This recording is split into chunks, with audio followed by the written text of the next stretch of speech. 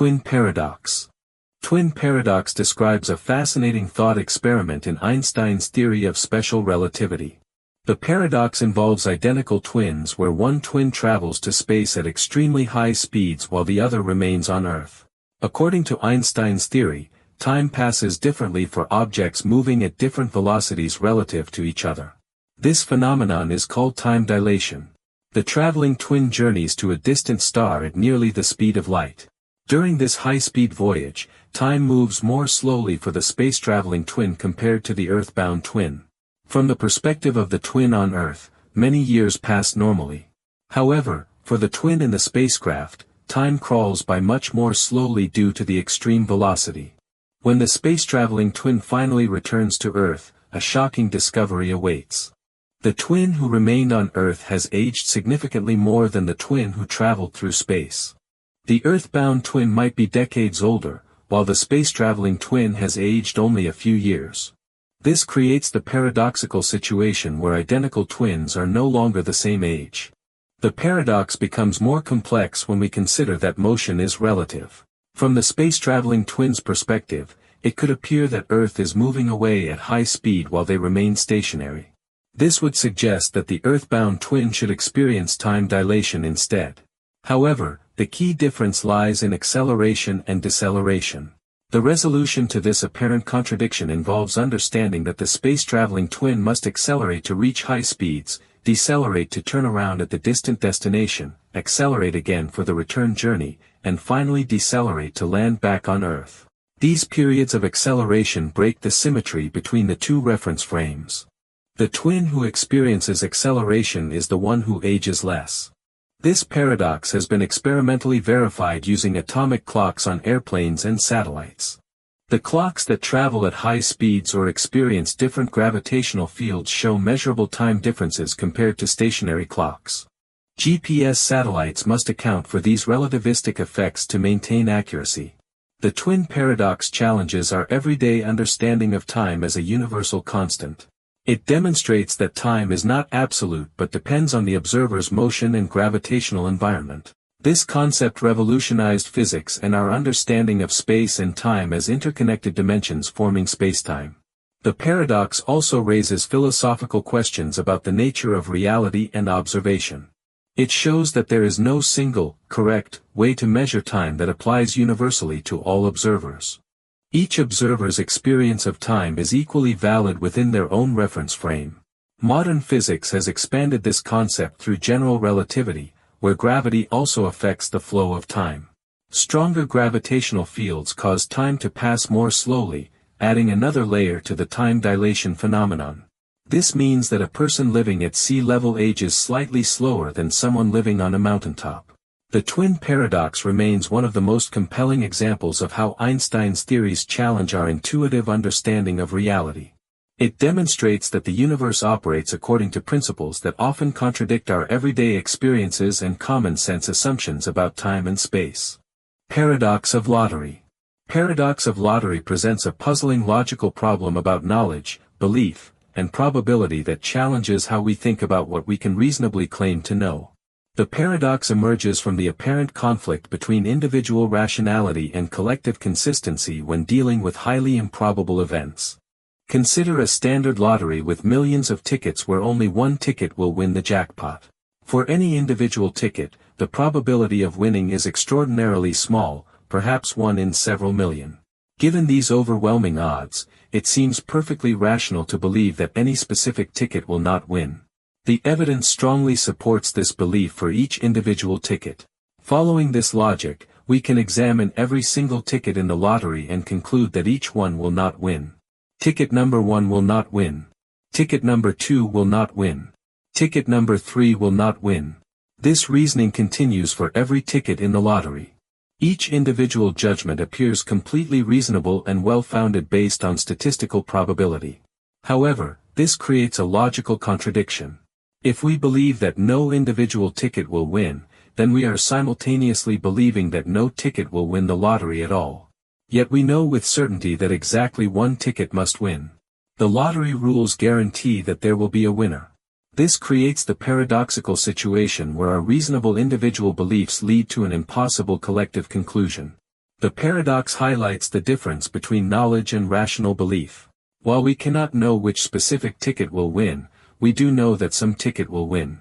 Our individual beliefs about each ticket losing are rational given the probability, but collectively they cannot all be true.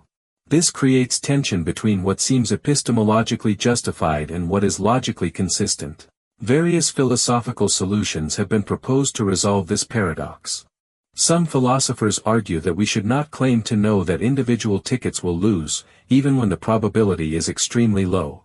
Instead, we should only hold these beliefs tentatively without claiming certainty. Others suggest that the paradox reveals limitations in how we apply probability to individual cases. Another approach focuses on the distinction between believing something will happen and knowing it will happen. We might rationally believe each ticket will lose while acknowledging that we cannot know this with absolute certainty. This preserves both our reasonable expectations and logical consistency. The paradox extends beyond lotteries to many real-world situations involving low-probability events. It applies to insurance claims, medical diagnoses, equipment failures, and natural disasters. In each case, we might reasonably expect that any individual instance will not occur while knowing that some instances must occur. The lottery paradox also connects to broader philosophical questions about induction and generalization. It demonstrates how probabilistic reasoning can lead to contradictions when applied systematically across large sets of similar cases. This challenges our confidence in using probability as a guide for belief and decision-making.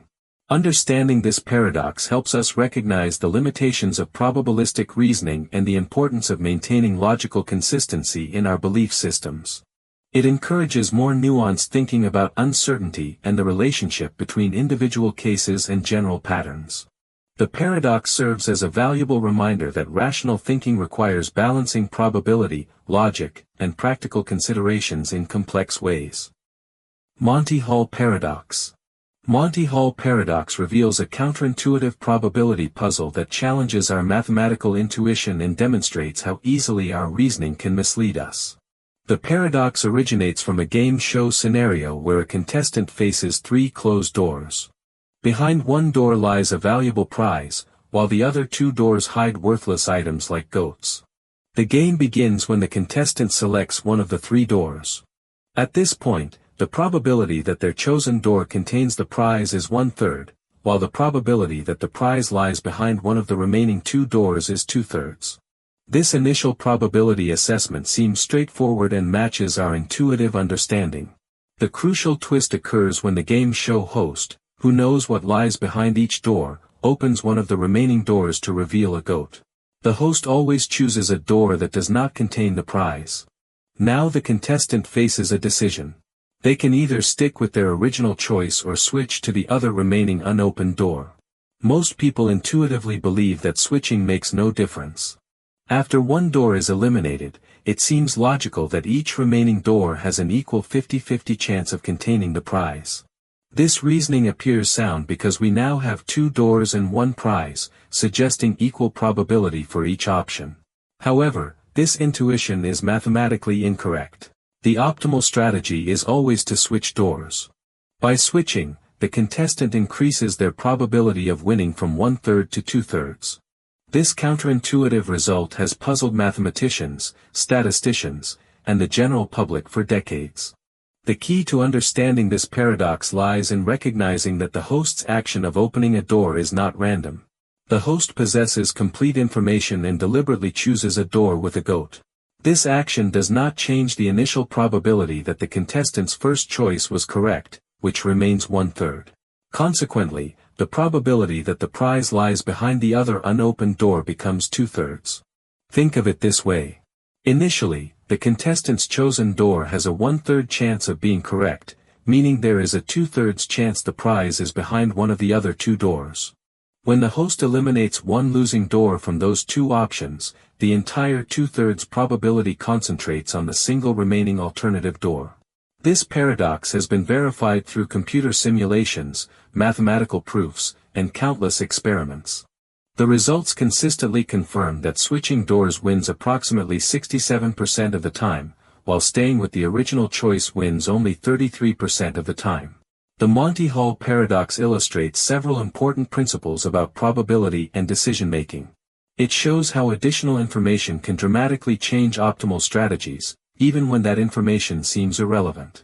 It also demonstrates that human intuition about probability can be systematically wrong, especially in situations involving conditional probability. The paradox has practical applications beyond game shows. Similar probability structures appear in medical testing, quality control, financial decision-making, and many other fields where understanding conditional probability is crucial. Recognizing these patterns helps improve decision-making in uncertain situations. The widespread difficulty in accepting the correct solution to this paradox reveals cognitive biases that affect human reasoning. Even after seeing mathematical proofs, many people continue to believe their initial intuition. This resistance highlights the importance of mathematical literacy and critical thinking in overcoming misleading mental shortcuts. Dichotomy paradox. Dichotomy paradox presents one of Zeno's most famous philosophical challenges to our understanding of motion, space, and infinity. This ancient Greek paradox argues that motion is logically impossible because any moving object must complete an infinite number of tasks before reaching its destination. The paradox creates a compelling argument that contradicts our everyday experience of movement. The paradox begins with a simple scenario. Imagine a person walking from point A to point B. Before reaching the destination, the walker must first travel half the distance. However, before covering that half distance, they must first travel 1/4 of the total distance. Before traveling 1/4, they must travel 1/8 of the distance. This division continues infinitely. Each step in this process requires the walker to complete another fraction of the journey. Half the distance, then half of the remaining distance, then half of what remains after that, and so on forever. Since there are infinitely many such halfway points, the walker must complete infinitely many tasks to reach the destination. The paradox argues that completing infinite tasks is impossible in finite time. This creates a logical contradiction with observable reality. We clearly see objects moving and reaching their destinations all the time. People walk from one place to another. Cars drive down roads. Balls thrown through the air eventually land. Yet the paradox suggests that such motion should be impossible because it requires completing infinite subdivisions of space. The mathematical resolution involves understanding infinite series and convergent sequences. While there are indeed infinitely many halfway points to cross, the time required to cross each successive halfway point becomes progressively smaller. The infinite series of time intervals adds up to a finite total time, allowing motion to occur. For example, if crossing the first half takes 1 second, crossing the next quarter might take half a second, crossing the next eighth takes a quarter second, and so on. The total time becomes 1 plus 1/2 plus 1/4 plus 1/8, continuing infinitely. This infinite series converges to exactly 2 seconds, demonstrating that infinite tasks can be completed in finite time when each task takes progressively less time. Modern calculus provides the mathematical tools to handle such infinite processes rigorously. The concept of limits allows mathematicians to work with infinite sequences that approach finite values. This mathematical framework resolves the apparent contradiction between infinite subdivision and finite motion. The paradox also raises deeper philosophical questions about the nature of space and time. Does space really consist of infinitely divisible points, or does it have some minimum indivisible unit? These questions connect to modern physics, where quantum mechanics suggests that space and time might indeed have fundamental discrete units at the smallest scales. The dichotomy paradox influenced centuries of mathematical and philosophical development. It motivated ancient and medieval thinkers to grapple with concepts of infinity and continuity. The paradox helped drive the eventual development of rigorous mathematical analysis and calculus during the 17th and 18th centuries. Understanding this paradox illuminates the relationship between mathematical idealization and physical reality. While mathematical models treat space as infinitely divisible, physical reality might operate differently at quantum scales. The paradox demonstrates how philosophical thought experiments can reveal assumptions and limitations in our conceptual frameworks. The paradox remains relevant to contemporary discussions in philosophy of mathematics and physics. It illustrates how seemingly simple concepts like motion involve sophisticated mathematical and conceptual issues. The resolution requires careful distinction between mathematical abstractions and physical processes. Hedonism paradox. Hedonism paradox reveals a fundamental contradiction in the pursuit of happiness and pleasure. The paradox states that the direct pursuit of pleasure and happiness often defeats itself, while these desirable states frequently emerge as byproducts of pursuing other meaningful goals. This creates a puzzling situation where wanting happiness too intensely can prevent its achievement. The paradox operates on multiple levels of human experience. When people focus exclusively on maximizing their pleasure or happiness, they often become overly self-conscious and analytical about their emotional states. This constant monitoring and evaluation of one's happiness level interferes with the natural spontaneous experience of joy and satisfaction. The more desperately someone seeks happiness, the more elusive it becomes. Consider someone at a party who desperately wants to have fun. They might spend the entire evening anxiously wondering whether they are enjoying themselves enough, comparing their experience to others, and trying to force feelings of enjoyment. This self-focused attention prevents them from naturally engaging with the experience and connecting with others. Ironically, their intense desire for fun blocks the very spontaneity that makes fun possible. The paradox extends to broader life choices and philosophies. People who organize their entire lives around maximizing pleasure often find themselves dissatisfied and empty. The constant pursuit of hedonic experiences can lead to a shallow existence focused on immediate gratification rather than deeper sources of meaning and fulfillment. This approach frequently results in diminishing returns as pleasures lose their novelty and impact. Conversely, individuals who pursue meaningful goals, relationships, and activities often experience happiness as a natural consequence. When someone becomes deeply engaged in creative work, meaningful relationships, or worthwhile causes, they frequently enter states of flow and satisfaction without directly seeking these feelings. The happiness emerges organically from the engagement itself rather than from conscious pursuit. This paradox connects to ancient philosophical wisdom about the good life. Aristotle distinguished between hedonic happiness, which focuses on pleasure and pain, and eudaimonic happiness, which emphasizes meaning, virtue, and human flourishing. The paradox suggests that eudaimonic approaches to well-being may be more effective than purely hedonic strategies. Modern psychological research supports the reality of this paradox. Studies show that people who prioritize intrinsic goals like personal growth, relationships, and community contribution tend to be happier than those focused primarily on extrinsic goals like wealth, fame, and pleasure. The indirect approach to happiness appears more successful than the direct approach. The paradox also applies to specific pleasurable activities. Food tastes better when we are genuinely hungry rather than when we eat solely for pleasure. Social interactions are more enjoyable when we focus on connecting with others rather than on our own entertainment. Sexual experiences are more satisfying when partners focus on intimacy and connection rather than on maximizing their individual pleasure. Understanding this paradox has practical implications for how we structure our lives and pursue well-being. It suggests that happiness is best achieved through engagement with meaningful activities, cultivation of relationships, development of skills, and contribution to purposes larger than ourselves. These indirect paths to happiness tend to be more sustainable and fulfilling than direct pleasure-seeking. The paradox challenges common assumptions about rational self-interest and utility maximization. It suggests that the most effective way to serve our own interests might involve focusing on things beyond our immediate self-interest. This counterintuitive insight has influenced therapeutic approaches, educational philosophy, and personal development strategies. Sorite's paradox. Sorite's paradox exposes the philosophical problem of vagueness in language and concepts by demonstrating how small, seemingly insignificant changes can accumulate to create dramatic transformations. The paradox gets its name from the Greek word soros, meaning heap, and it challenges our understanding of how we define and categorize things in the world around us. The classic formulation begins with an obviously true statement. A collection of 10,000 grains of sand clearly constitutes a heap. Most people would agree without hesitation that this many grains definitely qualify as a heap by any reasonable standard.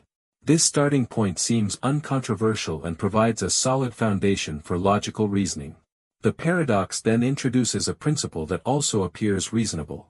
Removing a single grain of sand from a heap cannot transform it into a non-heap.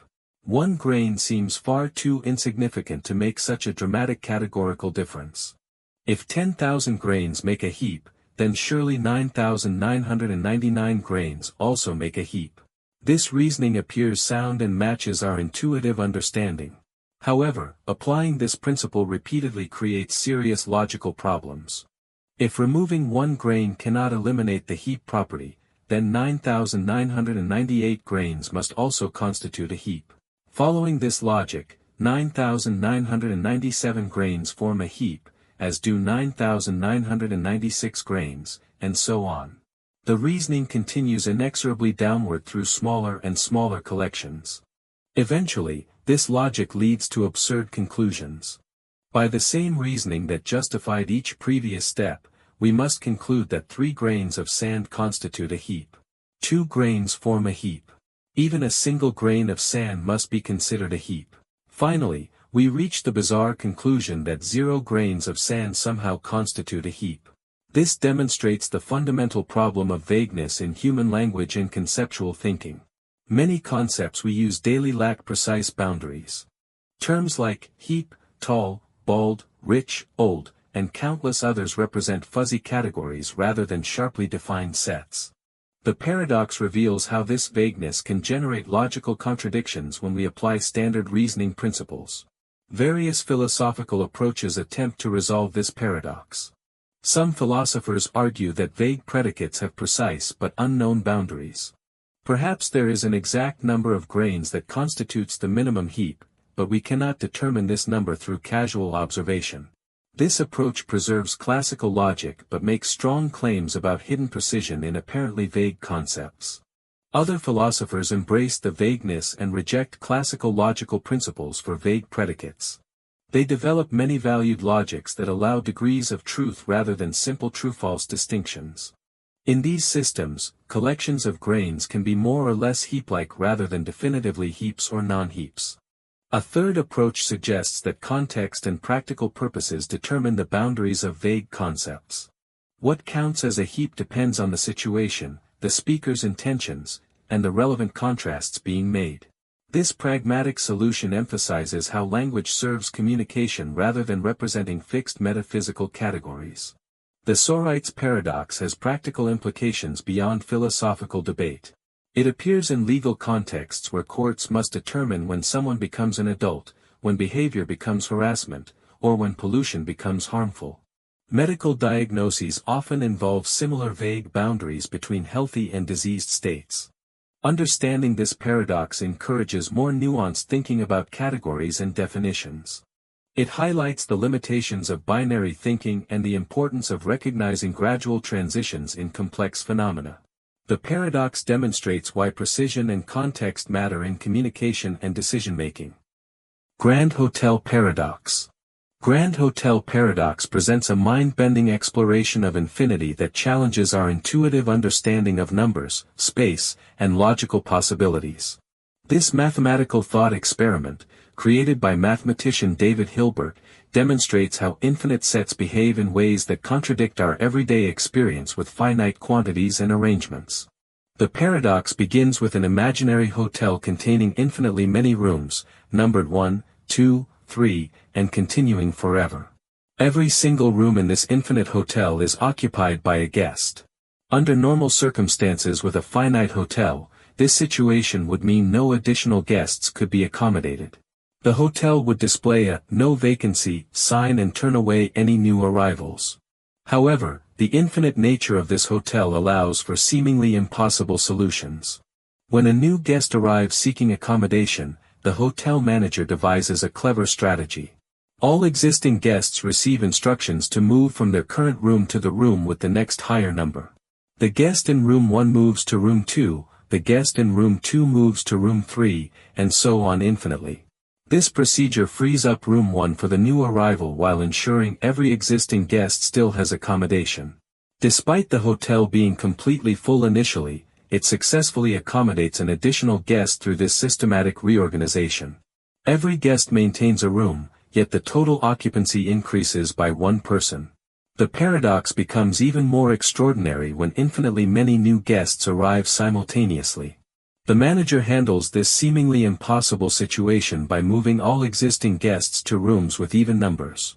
The guest in room 1 moves to room 2, the guest in room 2 moves to room 4, the guest in room 3 moves to room 6, and this pattern continues infinitely.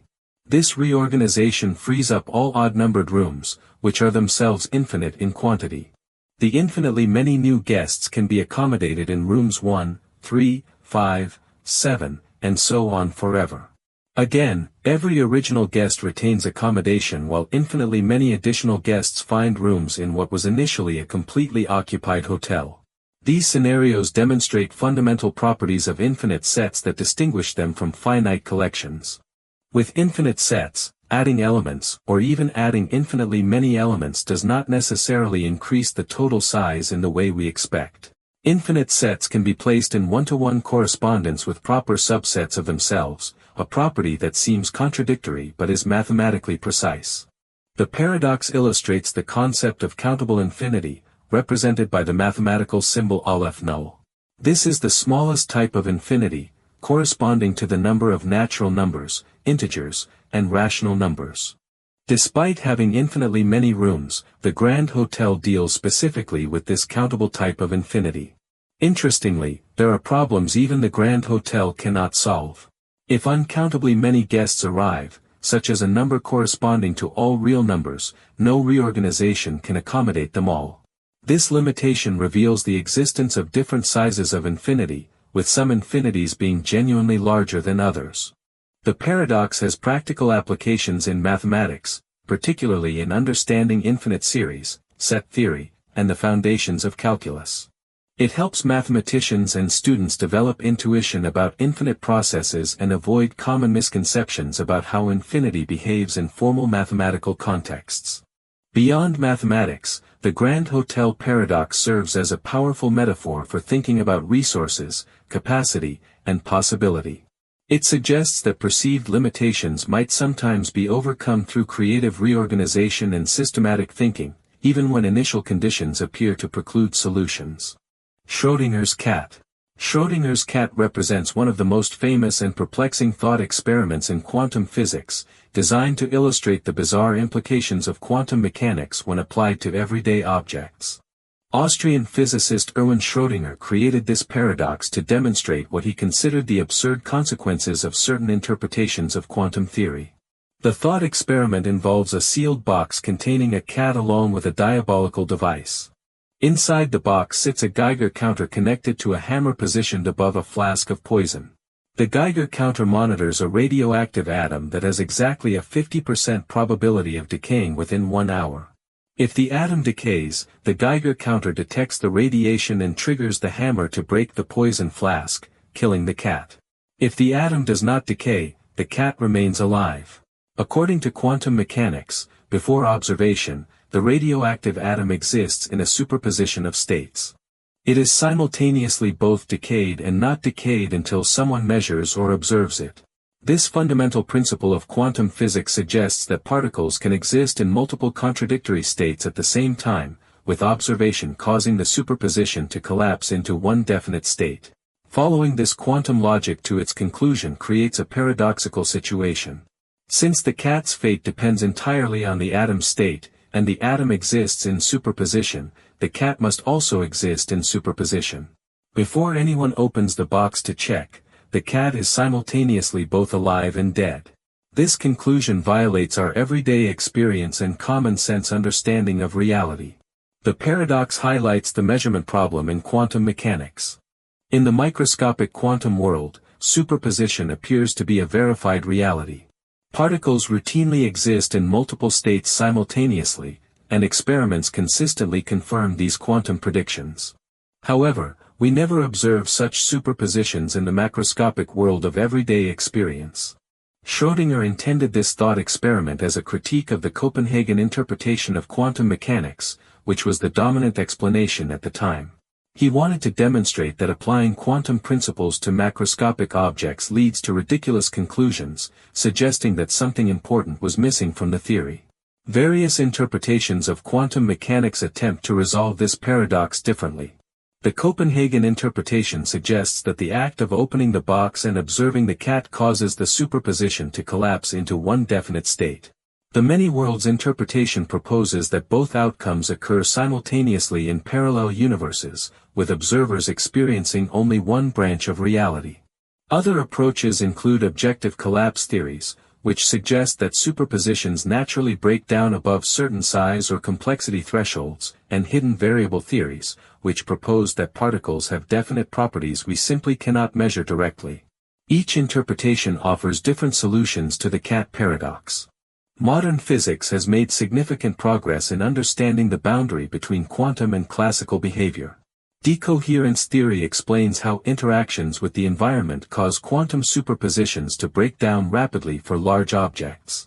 This process effectively prevents macroscopic objects like cats from maintaining quantum superpositions for measurable time periods. Despite theoretical advances, the fundamental questions raised by Schrödinger's cat remain relevant to current physics research. Scientists continue investigating the quantum-to-classical transition and exploring the role of observation and measurement in determining physical reality. The paradox continues to inspire new experiments and theoretical developments. The thought experiment has transcended physics to become a cultural metaphor for uncertainty, observation effects, and the strange nature of reality. It appears frequently in discussions of philosophy, consciousness, and the relationship between scientific theories and everyday experience. Friendship paradox. Friendship paradox reveals a counterintuitive statistical phenomenon that affects social networks and creates systematic biases in how we perceive our social connections. The paradox states that, on average, your friends have more friends than you do. This surprising mathematical truth applies to most people in most social networks, challenging our intuitive understanding of social relationships and network structures. The paradox emerges from fundamental properties of network topology and statistical sampling. In any social network, some individuals serve as highly connected hubs with many friendships, while others have fewer social connections. These popular individuals appear in many people's friend lists precisely because they have so many connections. This creates a sampling bias that skews our perception of typical social connectivity. Consider how this works in practice. Highly social people with numerous friendships contribute to the friend counts of many others. When you examine your own friends, you are more likely to include these popular individuals because they connect to many people. Meanwhile, less social individuals with few friends appear in fewer people's social circles. Your friend group therefore overrepresents highly connected people and underrepresents those with fewer connections. This mathematical effect occurs regardless of your own social popularity. Whether you have many friends or few friends, the average connectivity of your friends will typically exceed your own connectivity. Even the most popular person in a network usually experiences this phenomenon, as their friends include other highly connected individuals who collectively average higher connectivity. The paradox has practical implications for how we understand social experiences and mental health. Many people feel inadequate about their social lives because they compare themselves to their friends, who appear more socially successful. This comparison is systematically biased by the friendship paradox, making social inadequacy seem more widespread than it actually is.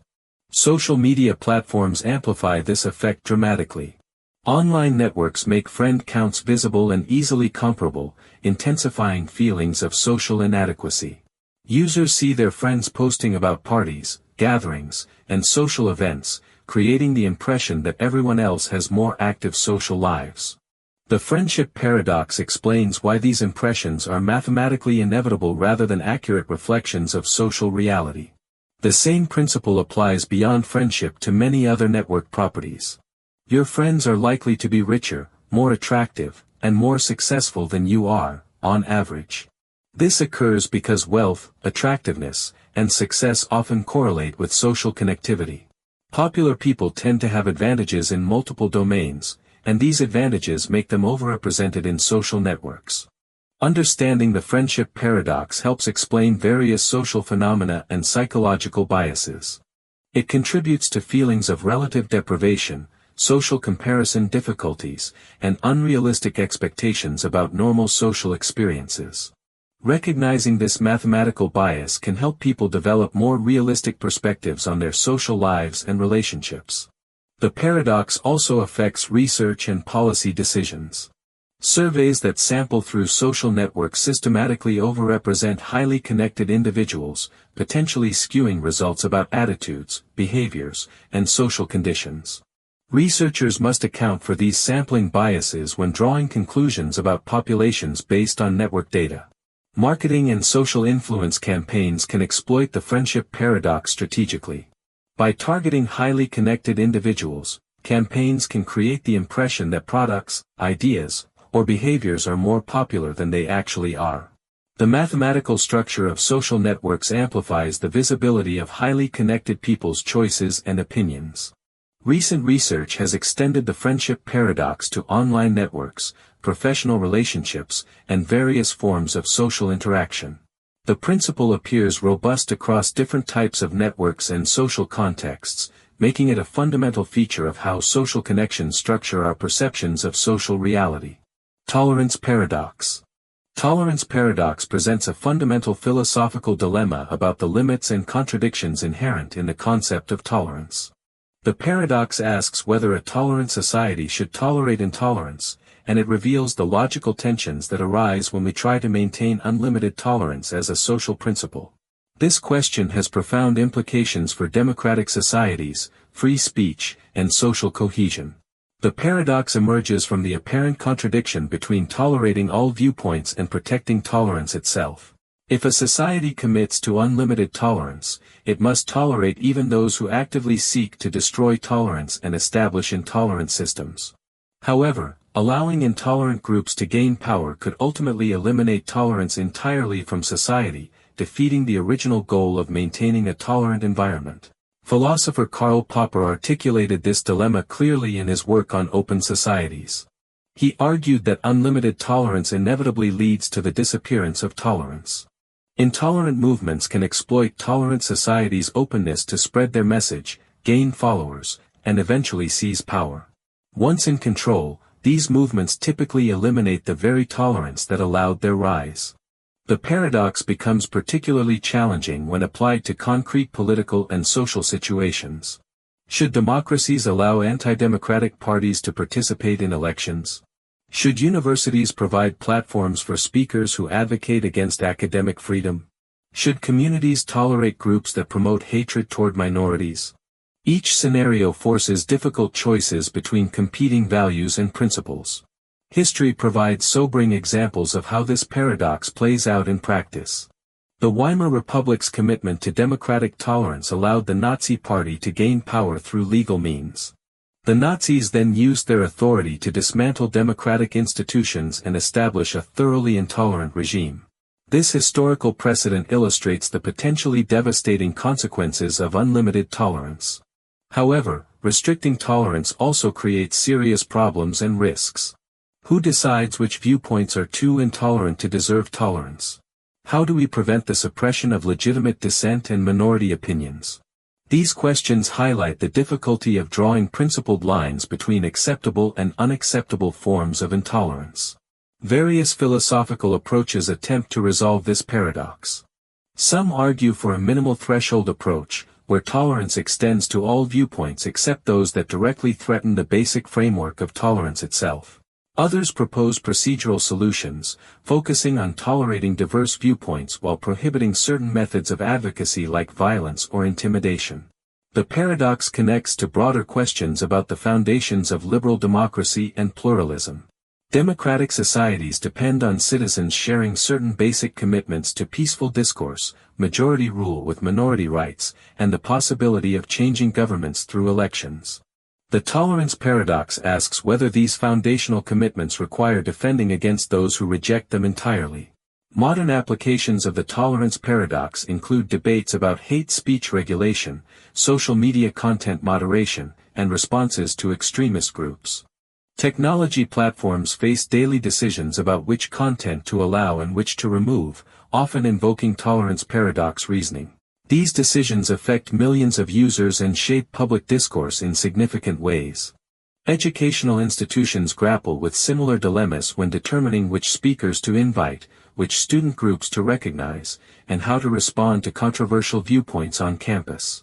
The tolerance paradox influences policies about academic freedom, campus speech codes, and the balance between open inquiry and inclusive environments. Understanding the tolerance paradox encourages more sophisticated thinking about tolerance as a social value. Pure unlimited tolerance may be neither possible nor desirable, but this does not mean abandoning tolerance altogether. Instead, societies must thoughtfully navigate the tensions between openness and preservation of the conditions that make openness possible. Catch-22. Catch-22 describes a logical trap where contradictory requirements make it impossible to achieve a desired outcome, no matter what action someone takes. The term originates from Joseph Heller's novel, where military pilots face an impossible situation regarding combat duty and mental health evaluations. This paradox reveals how bureaucratic systems and illogical rules can create inescapable dilemmas.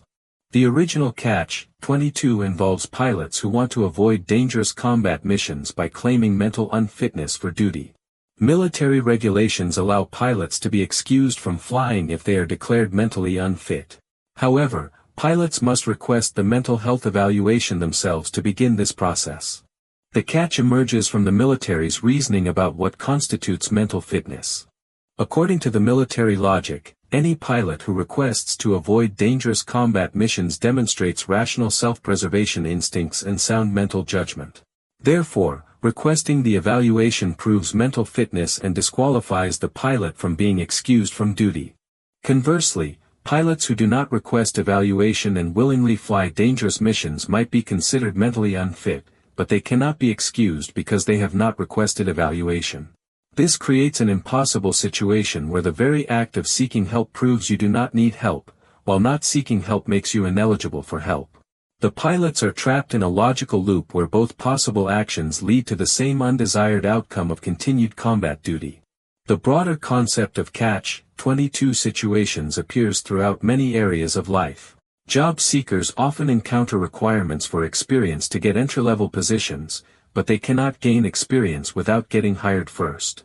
Students need good grades to access educational opportunities that would help them achieve good grades.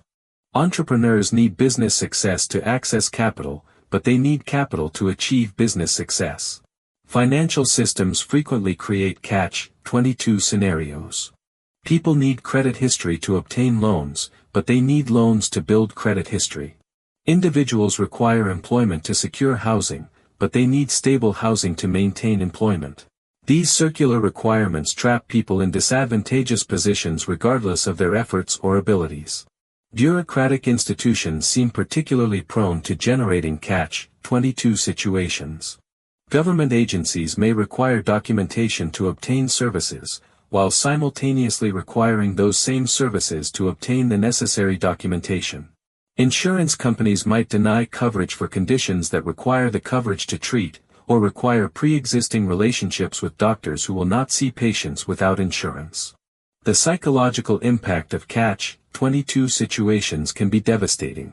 People trapped in these logical loops often experience feelings of helplessness, frustration, and despair.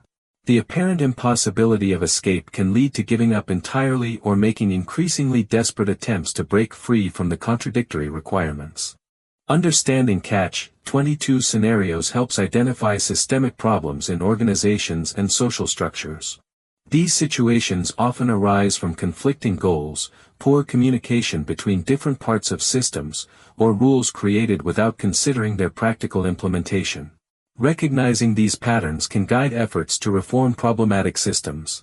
Solutions to Catch-22 problems typically require external intervention, system reform, or creative workarounds that sidestep the contradictory requirements entirely. Sometimes resolving these paradoxes requires higher-level authorities to override lower-level rules, or innovative approaches that reframe the problem completely. The concept has become a powerful tool for criticizing absurd bureaucracies, illogical policies, and systems that trap people in impossible situations. It highlights how seemingly rational rules can combine to create completely irrational outcomes when implemented together. Modern applications include healthcare systems where patients need insurance to afford treatment but cannot work to earn insurance due to their medical conditions. Immigration policies sometimes require legal status to obtain work authorization while requiring work authorization to maintain legal status. Fermi paradox.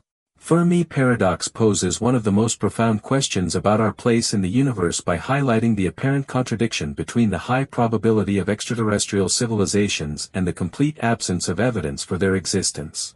Named after physicist Enrico Fermi, who famously asked, "Where is everybody?" This paradox challenges our understanding of life, intelligence, and cosmic evolution. The paradox begins with observations about the vast scale and age of our universe. The Milky Way galaxy alone contains hundreds of billions of stars, many of which host planetary systems. Astronomers have discovered thousands of exoplanets, including many in habitable zones where liquid water could exist. Given these enormous numbers, statistical reasoning suggests that life should have emerged on countless worlds throughout the galaxy. Furthermore, our galaxy is approximately 13 billion years old, while Earth formed only about 4.5 billion years ago. This means that alien civilizations could have had billions of additional years to develop advanced technologies and expand throughout the galaxy. Even conservative estimates of technological progress suggest that advanced civilizations could colonize entire galaxies within millions of years using self-replicating spacecraft. The paradox intensifies when we consider the exponential nature of technological and population growth. Human civilization has progressed from primitive agriculture to space travel in just a few thousand years. Extrapolating this rapid development over millions or billions of years suggests that alien civilizations should possess technologies far beyond our current imagination. Yet despite these compelling arguments for abundant alien life, we observe a universe that appears entirely devoid of obvious extraterrestrial intelligence. We detect no clearly artificial signals from space, no evidence of large-scale engineering projects, and no visits from alien spacecraft. This silence seems to contradict the statistical expectation of widespread cosmic intelligence. Various solutions have been proposed to resolve this paradox. The Great Filter hypothesis suggests that some evolutionary step from non-life to spacefaring civilization is extremely unlikely. This filter might occur early in the process, explaining why life itself is rare, or it might occur later, suggesting that intelligent civilizations typically destroy themselves before achieving interstellar expansion.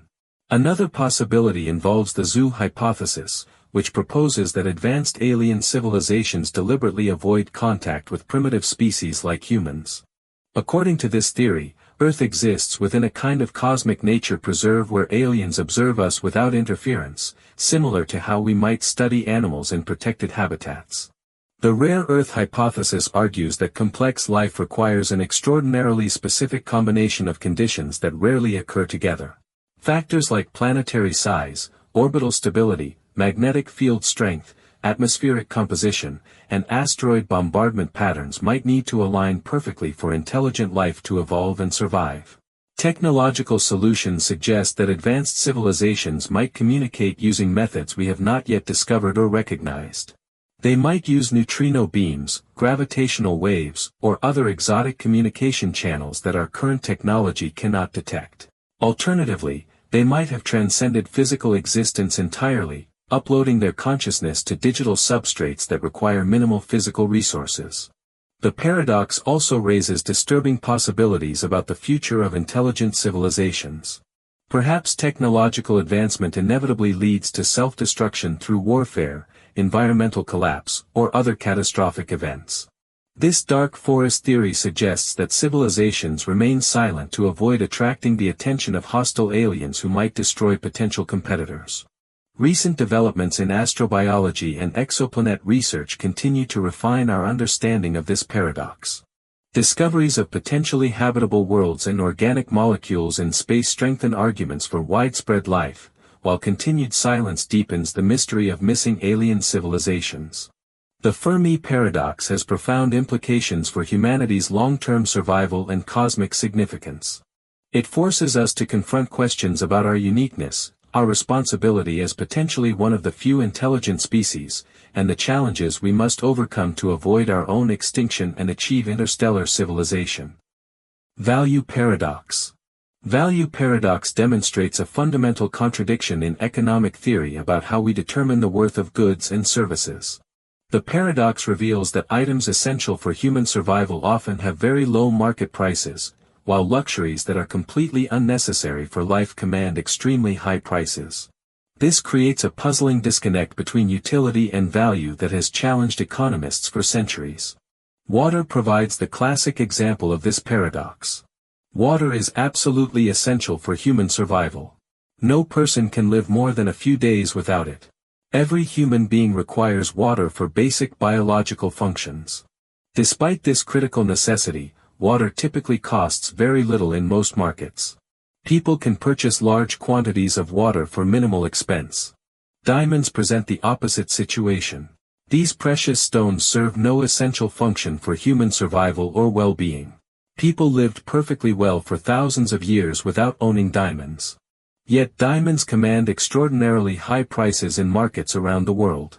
A small diamond can cost more than a person's water consumption for an entire year. This contradiction seems to violate basic logic about rational economic behavior. If people truly valued things according to their importance for survival and happiness, water should be extremely expensive while diamonds should be nearly worthless. The fact that markets price these goods in exactly the opposite way suggests something fundamental about how economic value actually works. The resolution to this paradox lies in understanding the difference between total utility and marginal utility. Total utility refers to the complete benefit we receive from consuming a good. Marginal utility refers to the additional benefit we receive from consuming one more unit of that good. Economic prices reflect marginal utility rather than total utility. Water has enormous total utility because it is essential for life. However, in most developed societies, water is relatively abundant. The marginal utility of an additional unit of water is low because people already have access to plenty of water for their basic needs.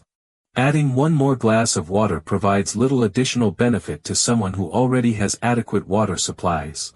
Diamonds have low total utility because they are not essential for survival or well-being. However, diamonds are extremely scarce relative to demand. The marginal utility of an additional diamond is high because diamonds are rare and difficult to obtain.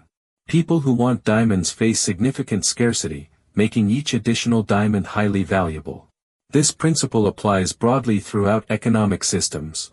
Air is even more essential than water for human survival, yet it commands no market price at all because it is freely available in unlimited quantities. Conversely, rare artwork, vintage wines, and collectible items can command enormous prices despite having little practical utility. The value paradox illustrates how market prices emerge from the interaction of supply and demand rather than from absolute measures of importance or usefulness. Goods that are both highly desired and scarce will command high prices.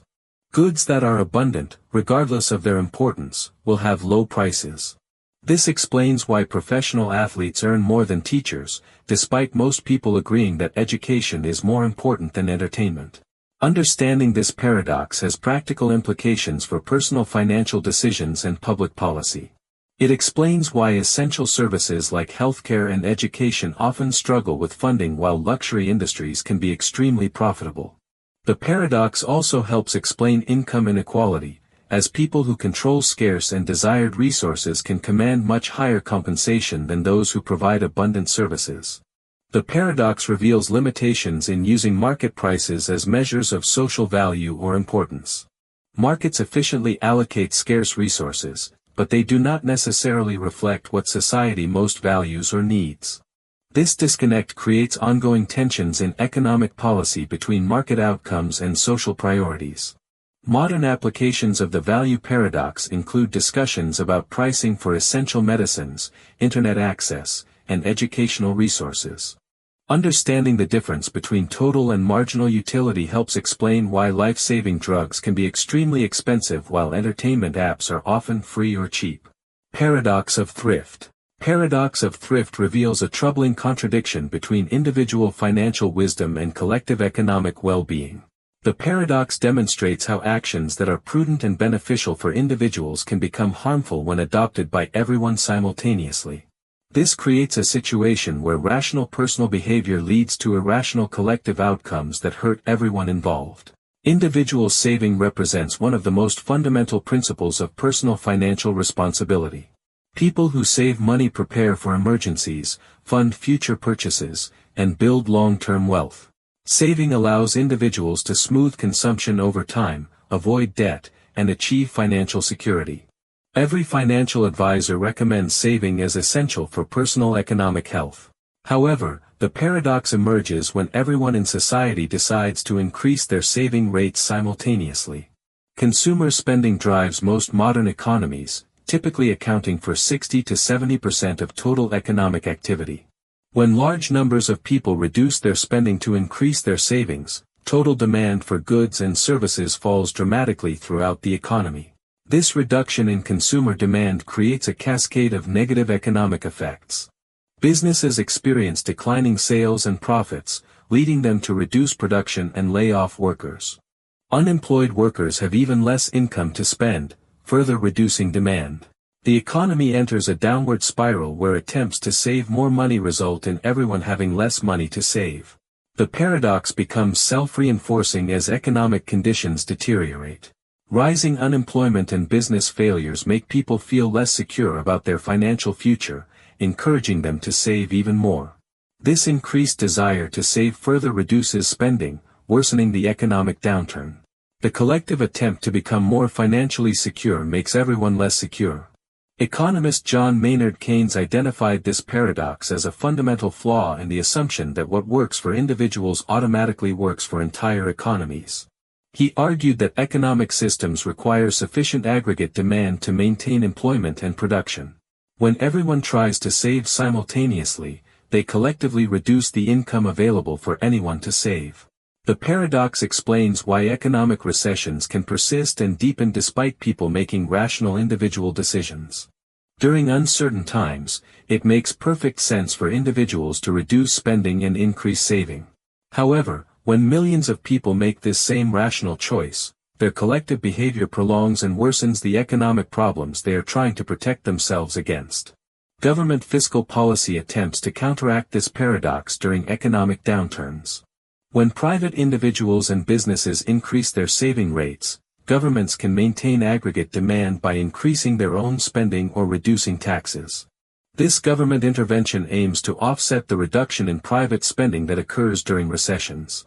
The paradox also applies to corporate behavior during economic uncertainty. Individual companies rationally reduce costs and delay investments to preserve cash flow.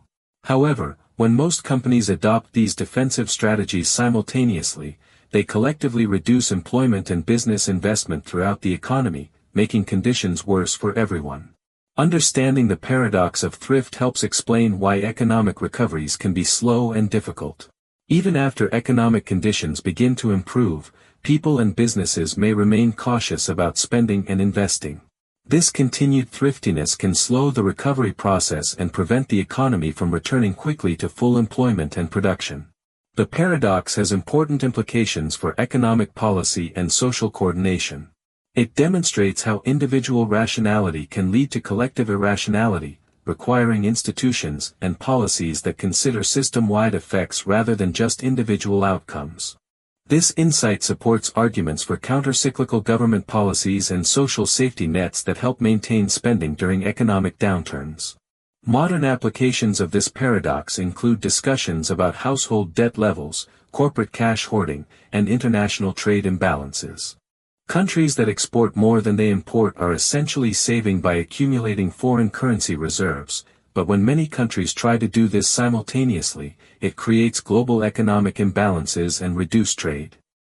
Olber's paradox. Olber's paradox presents a deceptively simple question about the night sky that reveals profound insights about the universe's structure, age, and evolution.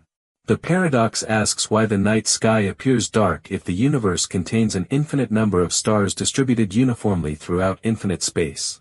This seemingly straightforward question challenged astronomers for centuries and ultimately helped reshape our understanding of cosmic history. The paradox begins with reasonable assumptions about the universe that seemed obviously true to early astronomers. If the universe is infinite in size and contains stars distributed relatively uniformly throughout space, then looking in any direction should eventually encounter a star. This logic suggests that every point in the night sky should be illuminated by starlight, making the entire sky as bright as the surface of the sun. Consider this reasoning more carefully. Imagine the universe divided into successive spherical shells centered on Earth. The first shell contains a certain number of stars at relatively close distances. Each successive shell has a larger radius, so it contains more stars total. However, these more distant stars appear dimmer due to the inverse square law of brightness. The crucial insight is that these two effects exactly cancel each other out. While distant stars are dimmer individually, there are more of them in each successive shell. The total amount of light contributed by each shell remains constant regardless of distance. With infinitely many shells extending forever into space, the total brightness should be infinite. This theoretical prediction contradicts the obvious observation that night skies are dark except for scattered points of starlight. The paradox forces us to question one or more of the underlying assumptions about the universe's structure and properties. Several factors resolve this paradox and reveal important truths about cosmic evolution. The most significant factor involves the finite age of the universe. Light travels at a fixed speed, so we can only see light from stars whose light has had enough time to reach Earth since the universe began. This creates an effective horizon beyond which starlight has not yet arrived. The expanding universe provides another crucial element in resolving the paradox. As space expands, light from distant sources becomes redshifted to longer wavelengths. This cosmic redshift reduces the energy and brightness of light from very distant sources, effectively removing much starlight from the visible spectrum. Stellar evolution also contributes to the paradox's resolution. Stars do not shine forever with constant brightness. They evolve through various stages of nuclear fusion, eventually exhausting their fuel and dimming or exploding. The finite lifetimes of stars mean that many potential light sources have already ceased to shine. Interstellar dust clouds absorb and scatter starlight as it travels through space. While this absorption was once thought to completely explain the dark night sky, astronomers realized that dust clouds would eventually heat up and re-radiate the absorbed energy. However, dust does contribute to dimming starlight from very distant sources. The modern understanding of cosmology provides the complete resolution to Olber's paradox. The universe began approximately 13.8 billion years ago in the Big Bang. It has been expanding and cooling ever since. The cosmic microwave background radiation represents the faint afterglow of this initial hot dense state, now cooled to just a few degrees above absolute zero. This cosmic background radiation actually does make the night sky slightly brighter than it would be in a completely empty universe. However, this radiation exists primarily in microwave wavelengths that human eyes cannot detect. The visible darkness of the night sky reflects the universe's finite age and dynamic evolution rather than indicating an infinite static cosmos. Understanding Olber's paradox marked a crucial step in developing modern cosmology. It demonstrated how simple observations about everyday phenomena can reveal deep truths about the universe's fundamental properties. The dark night sky serves as evidence for the Big Bang theory and cosmic evolution. Paradox of the Raven. Paradox of the Raven exposes a fundamental problem in logical reasoning and scientific method by showing how standard rules of evidence and confirmation can lead to absurd conclusions. The paradox demonstrates that seemingly rational approaches to gathering evidence and testing hypotheses can produce results that violate common sense and scientific intuition. The paradox begins with a simple hypothesis that appears easy to test through observation. Consider the statement, "All ravens are black." This seems like a straightforward claim that we could verify by examining ravens and confirming their color. Scientists could observe ravens in the wild, in zoos, or in museums to gather evidence supporting or contradicting this hypothesis. Standard logical principles suggest that observing a black raven should provide evidence supporting the hypothesis. Each black raven we encounter confirms our expectation and strengthens our confidence in the claim. This reasoning follows basic inductive logic where repeated positive instances increase the probability that a general rule is true. The paradox emerges when we consider the logical equivalent of the original statement. All ravens are black is logically identical to all non-black things are non-ravens. These two statements have exactly the same truth conditions. If one is true, the other must also be true. If one is false, the other must also be false. Following standard rules of logical inference, anything that confirms one statement should equally confirm its logical equivalent. If observing black ravens supports all ravens are black, then observing non-black non-ravens should equally support all non-black things are non-ravens. This leads to the same conclusion through a different path of reasoning. However, this logical equivalence produces bizarre results when applied consistently. Observing a white shoe should provide evidence that all ravens are black, because a white shoe is a non-black non-raven. Looking at red apples, green leaves, or blue cars should all contribute evidence supporting claims about raven coloration. This conclusion seems absurd and violates scientific common sense. The paradox becomes even more troubling when we consider the practical implications.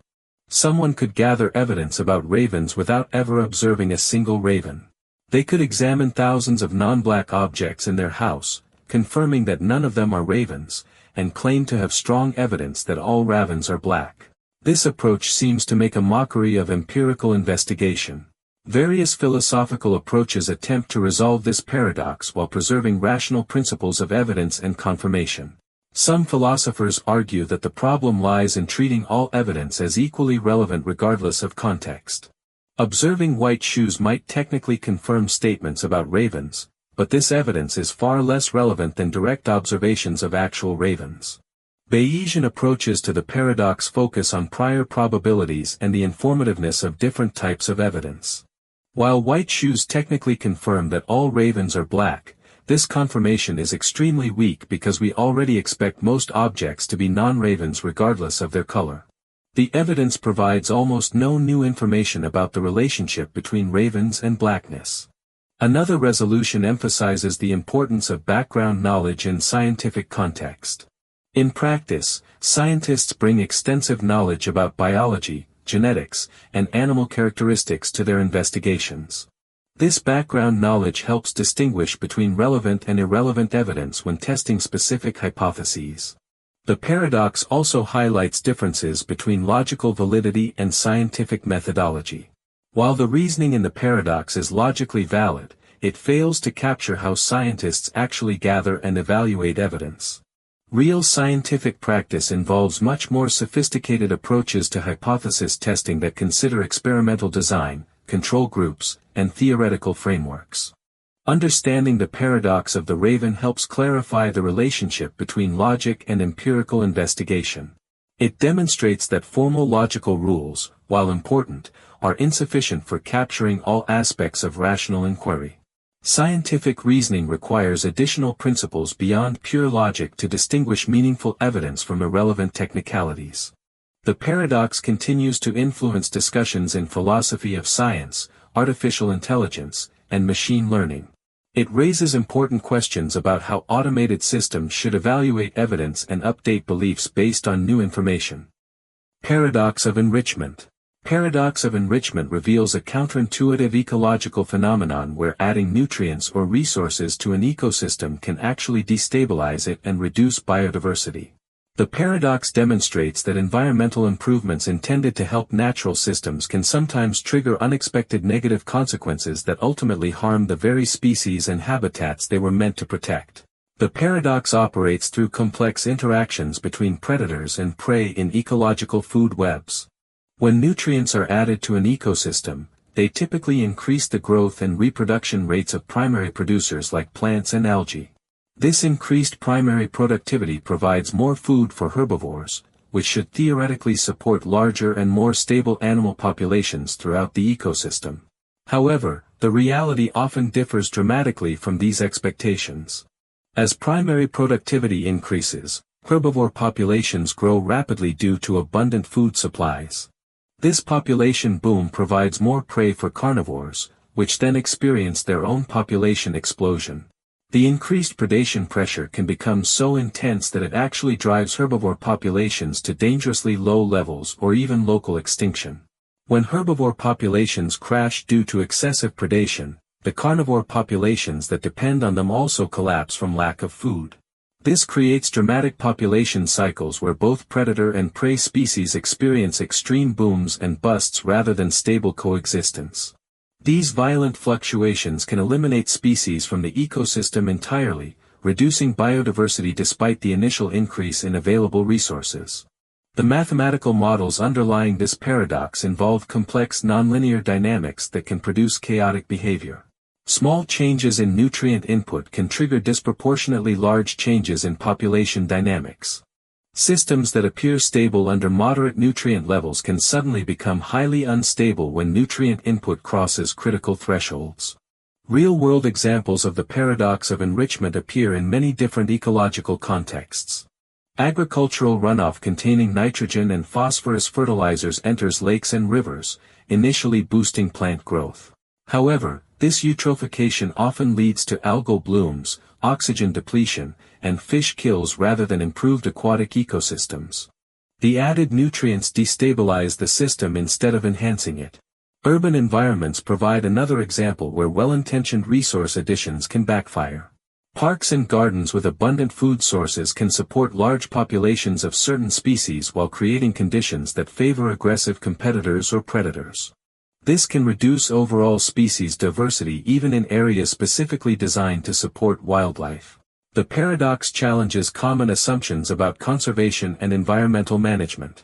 Simply providing more resources or improving habitat conditions does not automatically lead to better outcomes for wildlife populations. Sometimes ecosystems function best under moderate resource limitations that maintain balance between different species and trophic levels. Understanding this paradox has important implications for ecosystem restoration and conservation strategies. Successful environmental management requires careful consideration of ecological relationships and system dynamics rather than focusing solely on increasing resource availability. Interventions must account for complex feedback loops and potential unintended consequences. The paradox of enrichment also applies to human social and economic systems in various ways. Organizations that suddenly receive large resource increases can experience internal conflicts, rapid growth followed by contraction, or loss of focus that ultimately harms their effectiveness. The parallels between ecological and social systems highlight general principles about stability and resource management. Climate change creates new contexts where the paradox of enrichment may become increasingly relevant. Changing precipitation patterns, temperature regimes, and atmospheric carbon dioxide levels effectively add or subtract resources from natural systems in complex ways. These changes can trigger unexpected ecological responses that differ from simple linear predictions. Modern ecological management increasingly emphasizes adaptive approaches that monitor system responses and adjust interventions based on observed outcomes. This approach recognizes that ecological systems are complex and sometimes counterintuitive, requiring careful observation and flexible management strategies rather than simple resource additions. Service recovery paradox. Service recovery paradox describes a surprising phenomenon in customer service where customers who experience a problem that gets resolved exceptionally well become more satisfied and loyal than customers who never experienced any problems at all. The paradox challenges conventional wisdom about service quality and reveals counterintuitive insights about customer psychology and business relationships. The paradox emerges from the powerful psychological impact of exceeding customer expectations during moments of vulnerability and frustration. When customers encounter service failures, they typically feel disappointed, angry, or helpless. Their expectations drop significantly as they prepare for additional frustration and poor treatment. This emotional state creates an opportunity for businesses to create dramatically positive experiences through exceptional recovery efforts. Consider a restaurant customer whose meal arrives cold and incorrectly prepared. Under normal circumstances, this service failure would create dissatisfaction and potentially damage the customer relationship. However, if the restaurant manager immediately apologizes, replaces the meal with a superior dish, removes all charges from the bill, and provides complimentary dessert, the customer may leave feeling more positive than someone who received adequate service without any problems. The psychological mechanisms behind this paradox involve several cognitive and emotional factors. Surprise plays a crucial role when customers expect poor treatment but receive exceptional service instead. The contrast between negative expectations and positive reality creates a powerful emotional impact that exceeds the satisfaction from routine good service. This surprise factor makes the positive experience more memorable and emotionally significant. Perceived fairness also contributes to the paradox. Customers who experience service failures often feel treated unfairly by circumstances or systems beyond their control. When businesses acknowledge these feelings and provide compensation that seems fair or even generous, customers experience relief and gratitude. The restoration of fairness creates positive emotions that can exceed neutral satisfaction. The effort and attention involved in service recovery can make customers feel valued and important. Routine transactions typically involve minimal personal interaction and standardized procedures. Service recovery requires individualized attention, problem-solving effort, and often involves higher-level employees or managers. This special treatment can make customers feel like valued individuals rather than anonymous transactions. Trust building represents another important element of the service recovery paradox. Customers who see how a business handles problems gain insight into the company's values and commitment to customer satisfaction. A business that goes above and beyond to resolve problems demonstrates reliability and customer focus more convincingly than one that simply provides routine service without challenges. However, the paradox only occurs when service recovery efforts are genuinely exceptional and appropriate to the situation. Poor recovery efforts can make situations worse rather than better. Customers expect businesses to acknowledge problems, take responsibility, apologize sincerely, fix the immediate issue, and provide appropriate compensation. Recovery efforts that fall short of these expectations typically worsen customer relationships rather than improving them. The paradox has important strategic implications for business operations and customer service training. While businesses should certainly strive to prevent service failures, they should also prepare excellent recovery procedures for when problems inevitably occur. Investment in service recovery capabilities can actually create competitive advantages and customer loyalty opportunities. Some businesses have even been tempted to deliberately create minor problems in order to demonstrate their recovery capabilities. However, this approach typically backfires because customers eventually recognize artificial problems, and the strategy requires perfect execution to avoid genuine damage to customer relationships. The paradox works best when recovery efforts are authentic responses to genuine problems. Modern applications of the service recovery paradox appear across many industries including hospitality, retail, healthcare, and technology services. Companies increasingly recognize that exceptional problem resolution can differentiate them from competitors and create stronger customer relationships than problem-free experiences. Social media and online reviews have amplified both the risks of poor recovery and the benefits of exceptional recovery efforts. Understanding this paradox helps explain why some businesses maintain loyal customer bases despite occasional operational problems, while others lose customers even when providing technically adequate service. Unexpected hanging paradox. The unexpected hanging paradox presents a fascinating puzzle about prediction and logic that has troubled philosophers for decades. A judge sentences a prisoner to be hanged on one weekday of the following week. The judge makes a crucial declaration. The execution will be a complete surprise. The prisoner cannot know which day it will happen until the morning of that specific day. The guards will arrive unexpectedly. The prisoner begins his logical analysis of this seemingly impossible situation. He considers Friday first. If he reaches Friday morning still alive, then Friday must inevitably be the execution day. But knowing this in advance would eliminate any element of surprise. The execution cannot be surprising if it becomes predictable. Therefore, the execution cannot happen on Friday. Now the prisoner examines Thursday with his newfound knowledge.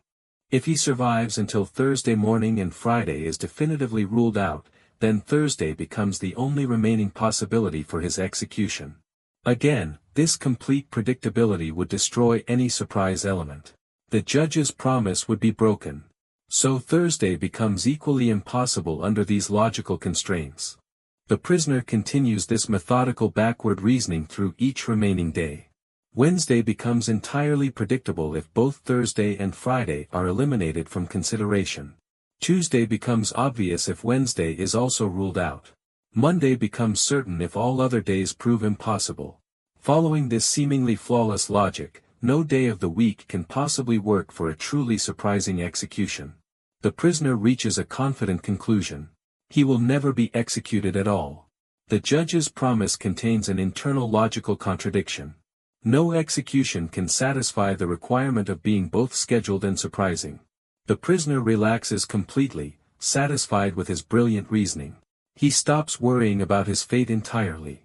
Then Wednesday morning arrives unexpectedly. The prison guards come to escort him to the gallows. The prisoner experiences complete and utter surprise. His shock is genuine and overwhelming. The execution proceeds exactly as the judge originally promised. The surprise element is perfectly preserved. This paradox reveals fundamental problems with self-referential statements and logical prediction systems. The prisoner's reasoning appears completely sound at every individual step. Each logical deduction follows necessarily from the previous conclusions. Yet the final result creates a contradiction with observable reality. The prisoner's perfect logic leads to an imperfect prediction. The paradox highlights how knowledge about surprises can create complex logical loops. When someone knows about a planned surprise, the surprise element may disappear entirely. But this knowledge itself can create the precise conditions necessary for genuine surprise to occur. The expectation of no surprise becomes the foundation for actual surprise. Some philosophers argue that the prisoner made a subtle error in his reasoning process. They suggest that his logic applies incorrectly to self-referential situations involving prediction and surprise. Others propose that the judge's original statement contains a fundamental logical impossibility that cannot be resolved within standard logical frameworks. The puzzle appears throughout philosophical literature in many different forms and variations. It connects to serious problems in game theory, decision theory, and the formal logic of knowledge systems. Each new variation reveals additional aspects of the underlying logical challenge that continues to perplex researchers. The unexpected hanging paradox demonstrates how seemingly simple everyday statements can conceal extremely complex logical structures. It illustrates that common-sense reasoning can lead to genuinely surprising contradictions. The paradox continues to challenge our basic understanding of prediction, knowledge, and logical consistency in self-referential systems. Barber paradox. The Barber paradox poses a deceptively simple question that reveals fundamental problems in logical reasoning in set theory. Imagine a small town with exactly one barber who serves all residents. This barber operates according to a very specific and seemingly reasonable rule. He shaves all and only those people who do not shave themselves. No exceptions exist to this rule. The central question emerges with startling clarity. Who shaves the barber himself? This innocent question opens up a logical abyss that has challenged mathematicians and philosophers for over a century. The answer seems straightforward until we examine both possibilities systematically. Consider the first possibility. Suppose the barber shaves himself regularly every morning. If this is true, then he clearly belongs to the group of people who shave themselves. However, his fundamental operating rule states explicitly that he only shaves people who do not shave themselves. This creates an immediate logical contradiction. He cannot simultaneously be someone who shaves himself and someone who only shaves people who do not shave themselves. Now examine the alternative possibility carefully. Suppose the barber does not shave himself at all. If this is the case, then he definitively belongs to the group of people who do not shave themselves. But according to his own established rule, he must shave all people who fall into this category without exception. Therefore, logic demands that he must shave himself. This also creates a clear contradiction. The barber finds himself trapped in an impossible logical situation. He cannot both shave himself and refrain from shaving himself simultaneously. Yet both logical possibilities lead inevitably to contradictions within the given framework. The situation appears completely impossible to resolve using standard logical reasoning. Bertrand Russell originally formulated this paradox to illustrate much deeper problems in set theory and the foundations of mathematics. The barber serves as a concrete representation of any mathematical set that attempts to contain itself based on certain defining conditions. Such self-referential definitions frequently lead to similar logical paradoxes. Russell's more abstract mathematical version involved the set of all sets that do not contain themselves as elements. This seems like a reasonable mathematical concept initially. However, the same logical problem immediately appears. If such a set contains itself as an element, then by definition it should not contain itself. If it does not contain itself, then by definition it should contain itself. The identical contradiction emerges in both the concrete and abstract formulations. This paradox forced mathematicians to completely reconsider the logical foundations of set theory during the early 20th century. It demonstrated that naive approaches to defining mathematical sets could lead directly to fundamental contradictions. The mathematical community developed entirely new axiomatic systems specifically designed to avoid such paradoxes while preserving the useful aspects of set theory. The Barber paradox illustrates how self-reference can create genuine logical impossibilities even in seemingly innocent contexts. It demonstrates conclusively that not all reasonable-sounding statements can actually exist in logical reality. Some definitions contain hidden contradictions that only become apparent through careful systematic analysis. The paradox extends beyond pure mathematics into practical applications. It serves as a warning against circular definitions in legal systems, computer programming, and everyday reasoning.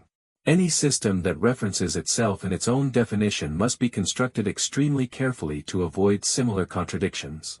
Modern logic has developed sophisticated techniques for handling self-referential statements more safely. These approaches either place strict restrictions on which types of self-reference are permitted or employ more sophisticated logical frameworks that can accommodate certain forms of self-reference without contradiction. Crocodile paradox. The crocodile paradox presents an ancient logical puzzle about promises, predictions, and the nature of truth in strategic interactions. A hungry crocodile snatches a precious child away from its desperate mother along a riverbank. However, this particular crocodile possesses an unusual sense of fairness and makes an unexpected offer to the distraught parent. The crocodile proposes a strange bargain.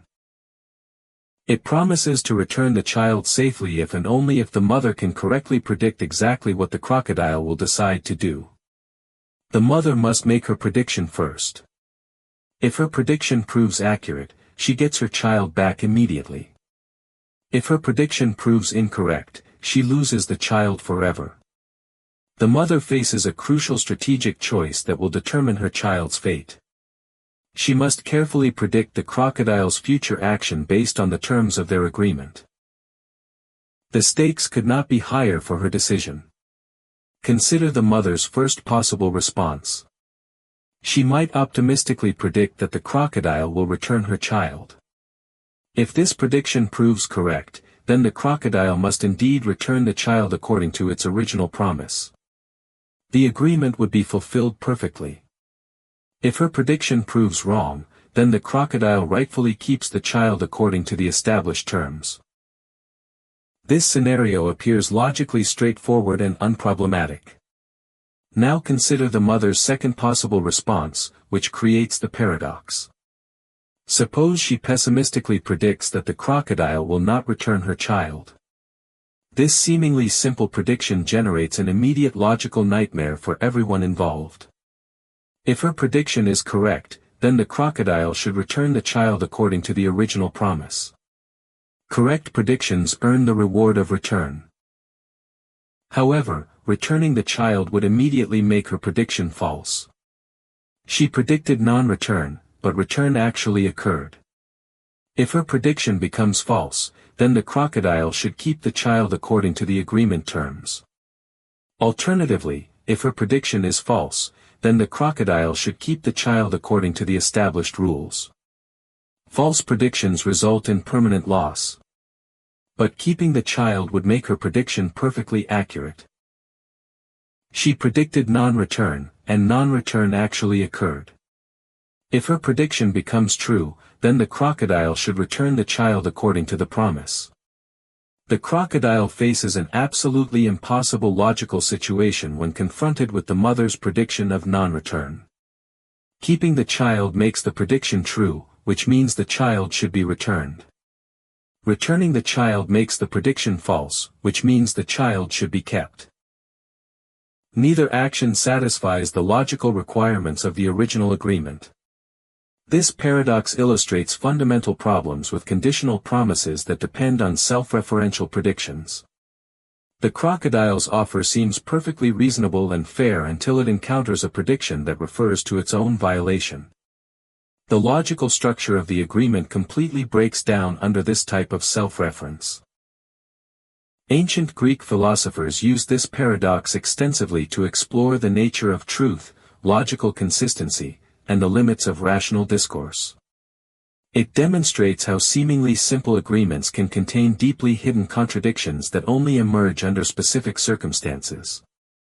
The crocodile paradox connects directly to modern problems in game theory, decision theory, and strategic interaction analysis. It illustrates how strategic situations can lead to genuine logical impossibilities when players employ self-referential strategies that create circular dependencies. The paradox also appears in contemporary legal and ethical contexts with increasing frequency. Contracts that reference their own potential violation can create similar logical problems. Any agreement involving predictions about the agreement itself requires extremely careful analysis to avoid paradoxical situations. Paradox of choice. The paradox of choice reveals a surprising and counterintuitive problem with abundance in modern consumer society.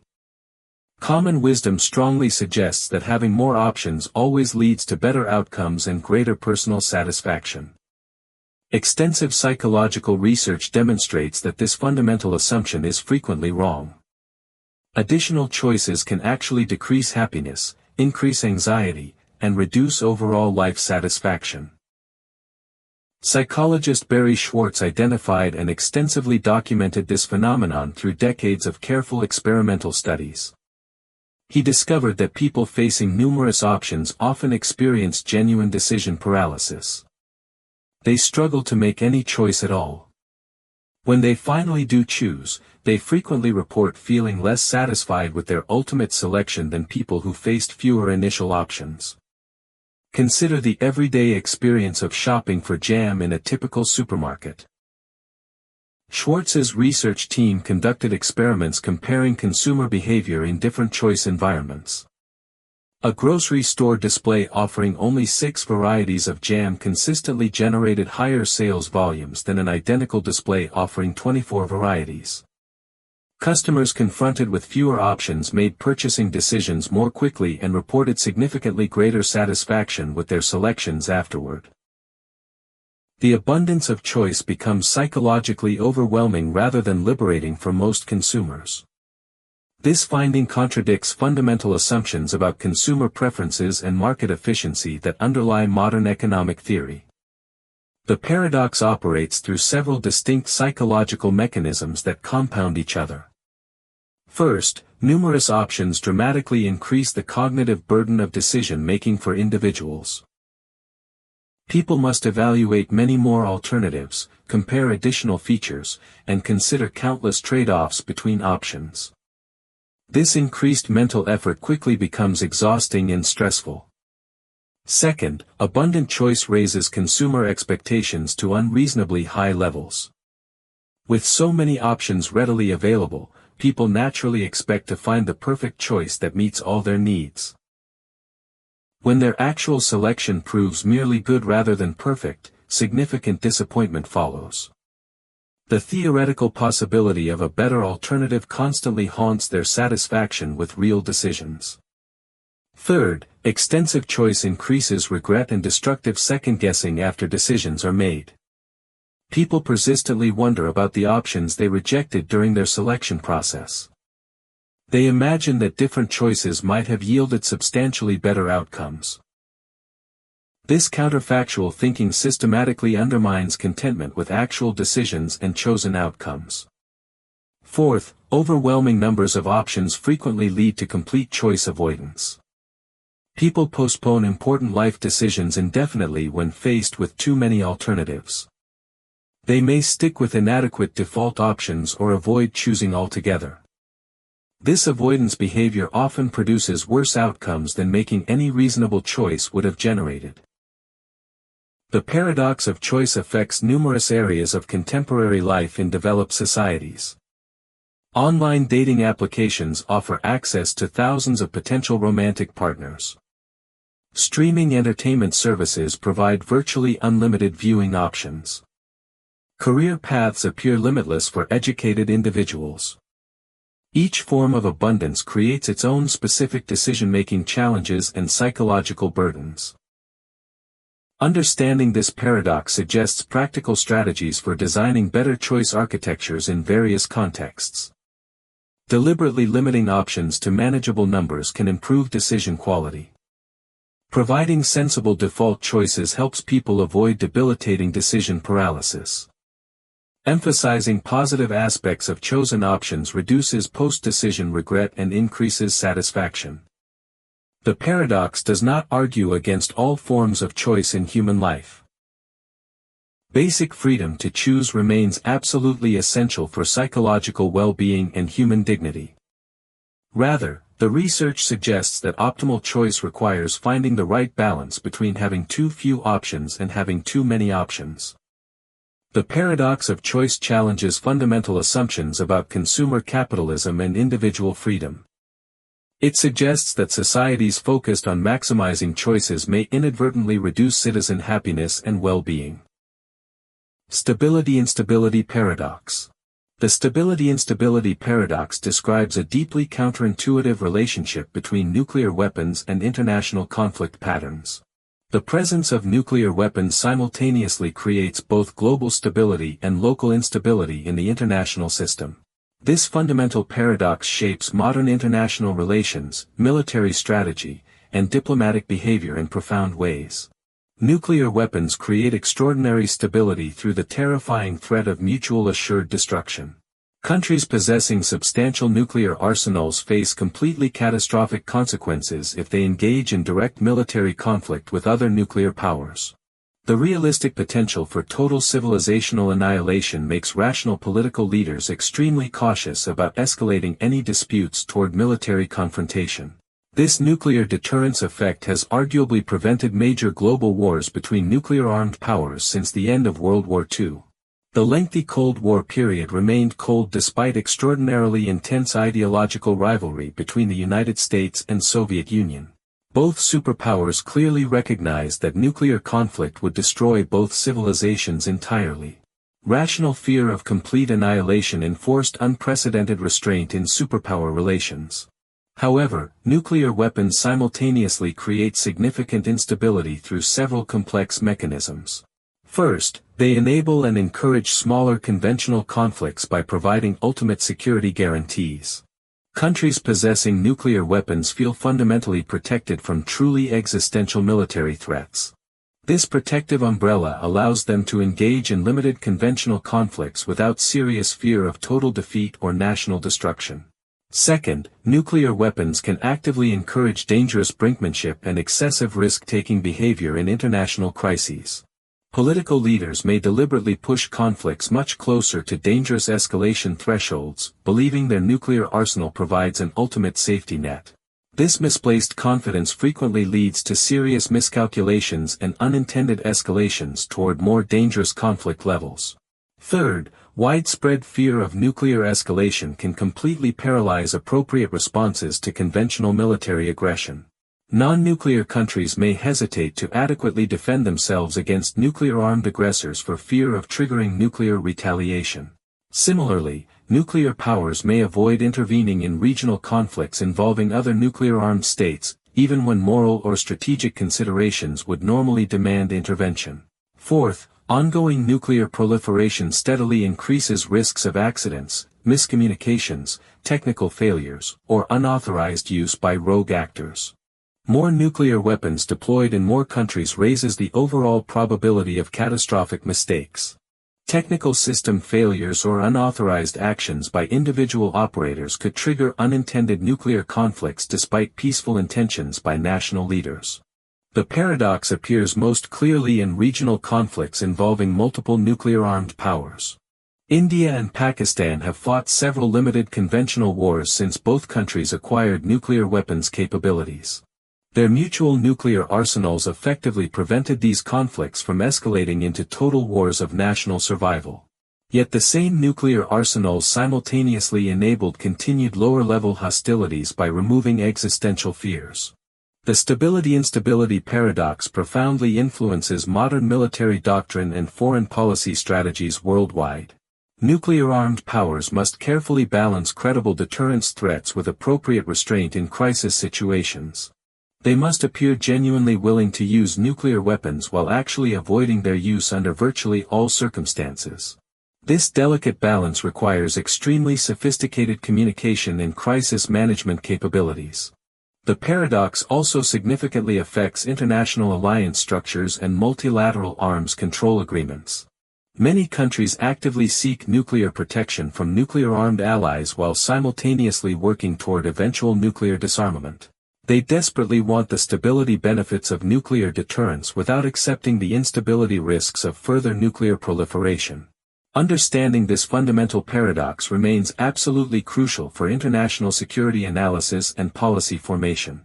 It explains why nuclear weapons have not eliminated international conflict despite their unprecedented destructive power. The same forces that successfully prevent major wars can simultaneously enable smaller conflicts. Ship of Theseus. The Ship of Theseus explores fundamental philosophical questions about identity, continuity, and change over time. According to ancient Greek historical legend, the ship that heroically carried Theseus and the youth of Athens safely back from Crete was carefully preserved by grateful Athenians as a sacred monument. Over many years, they gradually replaced its naturally decaying planks with fresh timber to maintain the vessel. Eventually, every single original piece had been systematically replaced with new materials. The central philosophical question emerges with deceptive simplicity. Is this still genuinely the same ship that carried Theseus? The vessel maintains identical appearance and serves the same commemorative function. It occupies the same physical location and continues the same historical narrative. Yet absolutely none of its original material substance remains in the current structure. What essential characteristics make something the same entity over extended time periods? This puzzle becomes significantly more complex with an additional scenario that deepens the philosophical challenge. Imagine that someone systematically collected all the original wooden planks as they were removed during restoration. Using exclusively these authentic original pieces, they carefully rebuild a ship absolutely identical to Theseus's original vessel. Now two distinct ships exist with competing claims to authenticity. Which ship deserves recognition as the real ship of Theseus? The continuously existing ship containing entirely new materials but maintaining unbroken historical existence. The reconstructed ship containing all original materials but experiencing a significant gap in its continuous existence. Both ships simultaneously. Neither ship at all. Each potential answer seems reasonable yet directly contradicts the other possible conclusions. The paradox reveals competing philosophical theories about the essential nature of identity over time. Material composition theory suggests that identity fundamentally depends on physical substance and molecular structure. According to this view, the ship constructed from original planks would be the only authentic vessel. Continuity theory suggests that identity primarily depends on unbroken existence through time rather than material composition. The continuously maintained ship would be genuinely authentic under this framework. Functional and structural theory suggests that identity depends primarily on organizational pattern and intended purpose rather than specific material components. Both ships could be equally authentic if they serve identical functions and maintain the same structural relationships. Pattern theory suggests that identity lies fundamentally in information content and organizational structure rather than particular physical substance. The Ship of Theseus appears throughout philosophical literature in numerous variations addressing similar identity questions. Personal identity raises virtually identical philosophical challenges. Human bodies completely replace most cellular components over approximately 7-year periods. Are we the same individual people we were a decade ago? What essential characteristics maintain personal identity through constant physical change? Modern technology creates entirely new versions of this ancient paradox with unprecedented complexity. Digital files can be copied with perfect fidelity across multiple storage devices. Which copy represents the original file? Science fiction teleportation scenarios raise identical philosophical questions. If a person is completely disintegrated and perfectly reconstructed elsewhere atom by atom, do they survive the process or die? The paradox fundamentally challenges common everyday assumptions about objects and identity persistence. We typically assume that familiar things maintain essential identity despite gradual change over time. The ship of Theseus reveals the hidden complexity in this seemingly obvious assumption. It forces careful examination of what we actually mean by sameness and identity. Different practical contexts may require different approaches to identity questions. Legal systems need operational definitions for property ownership and personal responsibility. Scientific research needs precise definitions for experimental reproducibility. Philosophy seeks deeper understanding of identity itself beyond practical applications. The ship of Theseus remains fundamentally unresolved because identity itself may be far more complex and multifaceted than our everyday thinking typically assumes. The paradox suggests that identity questions may not always have single correct answers that satisfy all relevant considerations simultaneously. Pinocchio paradox. The Pinocchio paradox creates a fascinating logical impossibility using the famous wooden puppet's most distinctive characteristic from Carlo Collodi's beloved children's story. In the original fairy tale, Pinocchio's wooden nose grows visibly longer whenever he deliberately tells a lie to someone. His nose remains completely normal size when he tells the truth honestly. This simple magical rule seems perfectly straightforward and unproblematic until Pinocchio makes one very specific statement about his own nose's future behavior. Imagine Pinocchio clearly declares, "My nose will grow right now." This seemingly innocent sentence creates an immediate and profound logical problem that cannot be resolved within standard logical frameworks. The statement refers directly to its own truth value and consequences, creating a self-referential loop that generates contradictions. If Pinocchio's statement proves true, then his nose should remain normal size because truthful statements do not trigger the magical nose growth mechanism. However, if his nose does not grow as predicted, then his original statement becomes false because he specifically predicted that growth would occur immediately. The failure of the predicted growth makes his prediction inaccurate. Alternatively, if Pinocchio's statement proves false, then his nose should grow longer because false statements always trigger the magical growth response. However, if his nose does grow as a result of his lying, then his original statement becomes perfectly true because he accurately predicted that the growth would occur. The occurrence of the predicted growth makes his prediction correct.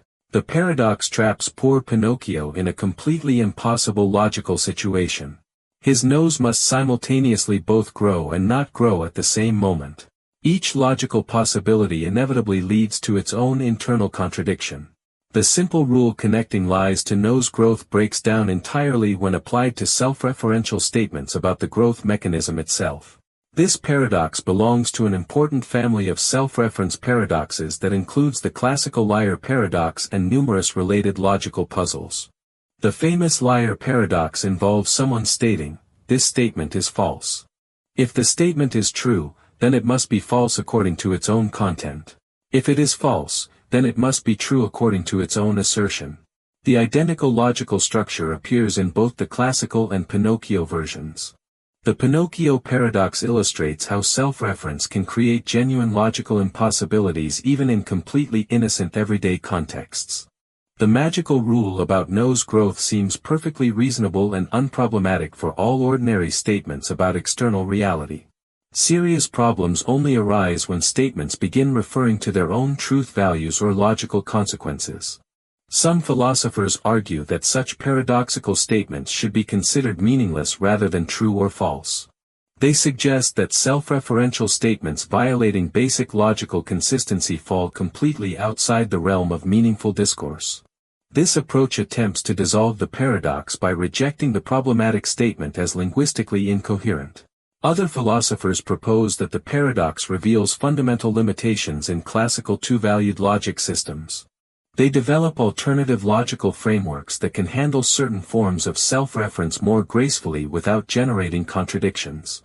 These systems may allow statements to be neither true nor false, or even both true and false simultaneously under different interpretations. The paradox also raises deeper questions about the essential nature of truth, prediction, and logical consistency.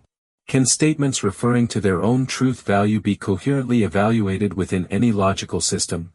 How should we handle predictions that directly influence their own accuracy through the very act of making the prediction? The Pinocchio paradox demonstrates that even beloved children's stories can contain surprisingly deep logical puzzles that challenge fundamental assumptions.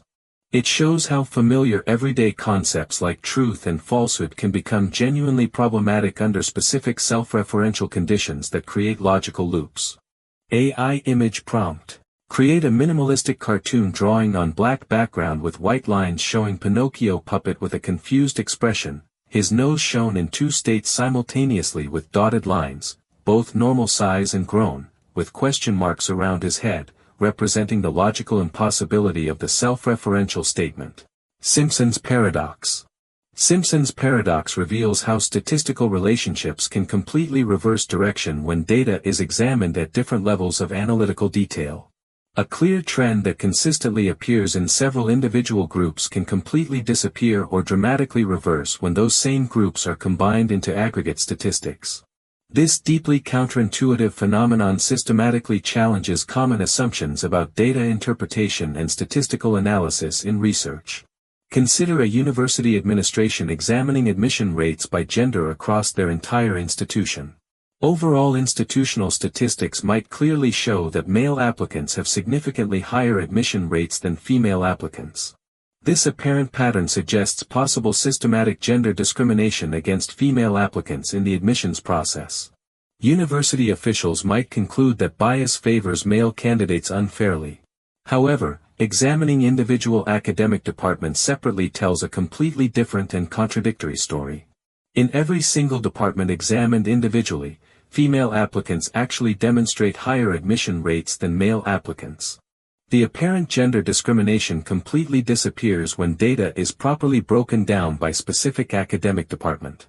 Female applicants consistently outperform male applicants in every individual comparison.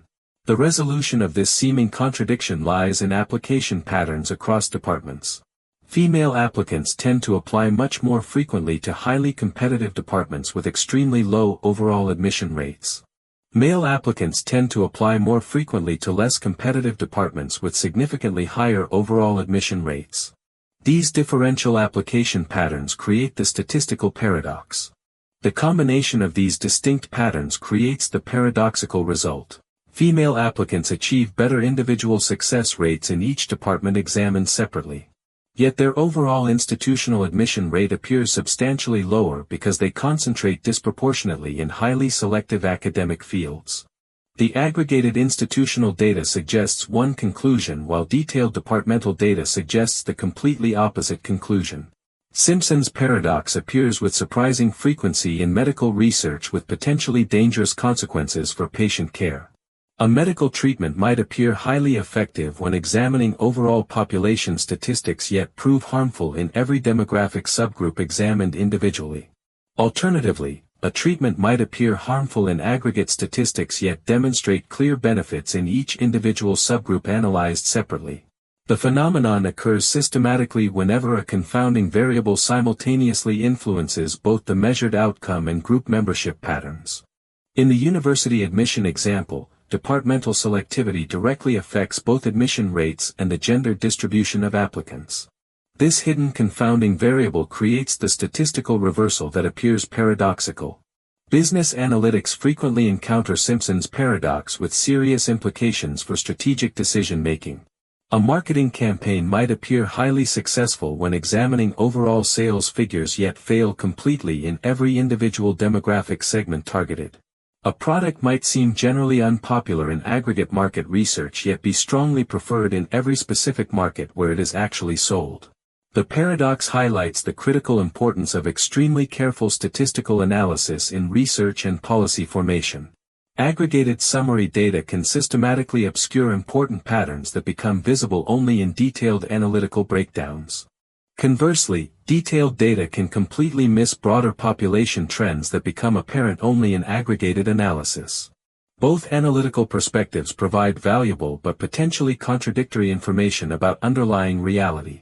Understanding Simpson's paradox requires recognizing the crucial role of lurking variables that remain hidden in initial analysis. These unobserved factors systematically influence the relationships between measured variables in ways that create misleading statistical patterns.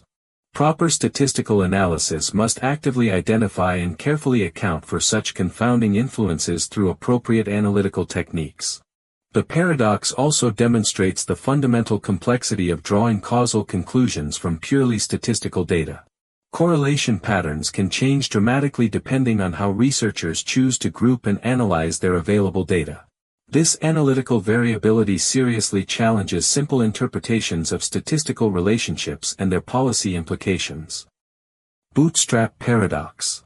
The bootstrap paradox explores a fascinating logical problem involving circular causation and information loops that seem to violate our basic understanding of cause and effect. This paradox asks a deceptively simple question. Where does information originally come from when it appears to be trapped in a closed temporal loop with no discernible beginning or end point? Imagine a time traveler journeys back to visit William Shakespeare during the writing of Hamlet. The traveler carries a complete copy of the finished play from the future. Shakespeare has not yet written this masterpiece in his current timeline. The time traveler, wanting to help the great playwright, shows Shakespeare the complete text of Hamlet and allows him to copy it entirely. Shakespeare then publishes Hamlet exactly as written in the future copy. The play becomes his greatest masterpiece, celebrated for centuries. Eventually, this same version reaches the time traveler in the future, who then carries it back to give to Shakespeare in the first place. The loop completes itself perfectly. But who actually wrote Hamlet in this scenario? Shakespeare copied it from the time traveler. The time traveler brought it from the future where Shakespeare had written it. Yet Shakespeare only wrote it because the time traveler showed it to him first. The information seems to exist without any original creator or source. This creates a bootstrap paradox. The information appears to lift itself up by its own bootstraps, emerging from nowhere. The play exists because it will exist, and it will exist because it exists. No point in the loop explains the ultimate origin of the creative work. The paradox extends far beyond literary examples into any scenario involving closed information loops. A scientist could travel back in time and teach Einstein the theory of relativity, having learned it from Einstein's future work. An inventor could bring back blueprints for a machine, allowing the original inventor to create what they otherwise never could have conceived. The bootstrap paradox challenges fundamental assumptions about causation and the flow of information through time. In normal circumstances, every piece of information has a clear origin point. Someone thinks of an idea, discovers a principle, or creates something new. The paradox presents situations where information has no ultimate source. Some theorists argue that bootstrap paradoxes prove time travel to the past is impossible. If such paradoxes create logical contradictions, then the universe must prevent the conditions that generate them. This suggests that natural laws prohibit backward time travel or redirect timeline changes to avoid paradoxes. Others propose that bootstrap paradoxes are perfectly consistent within certain models of time and causality. They argue that causal loops can exist without logical contradictions if we abandon linear assumptions about cause and effect. Information might genuinely exist in closed loops without requiring external origins. The paradox also raises questions about creativity and authorship in temporal loops. If Shakespeare receives his greatest work from the future, does he deserve credit for it? Can genuine creativity exist in predetermined causal loops? These questions challenge concepts of originality and intellectual property across time.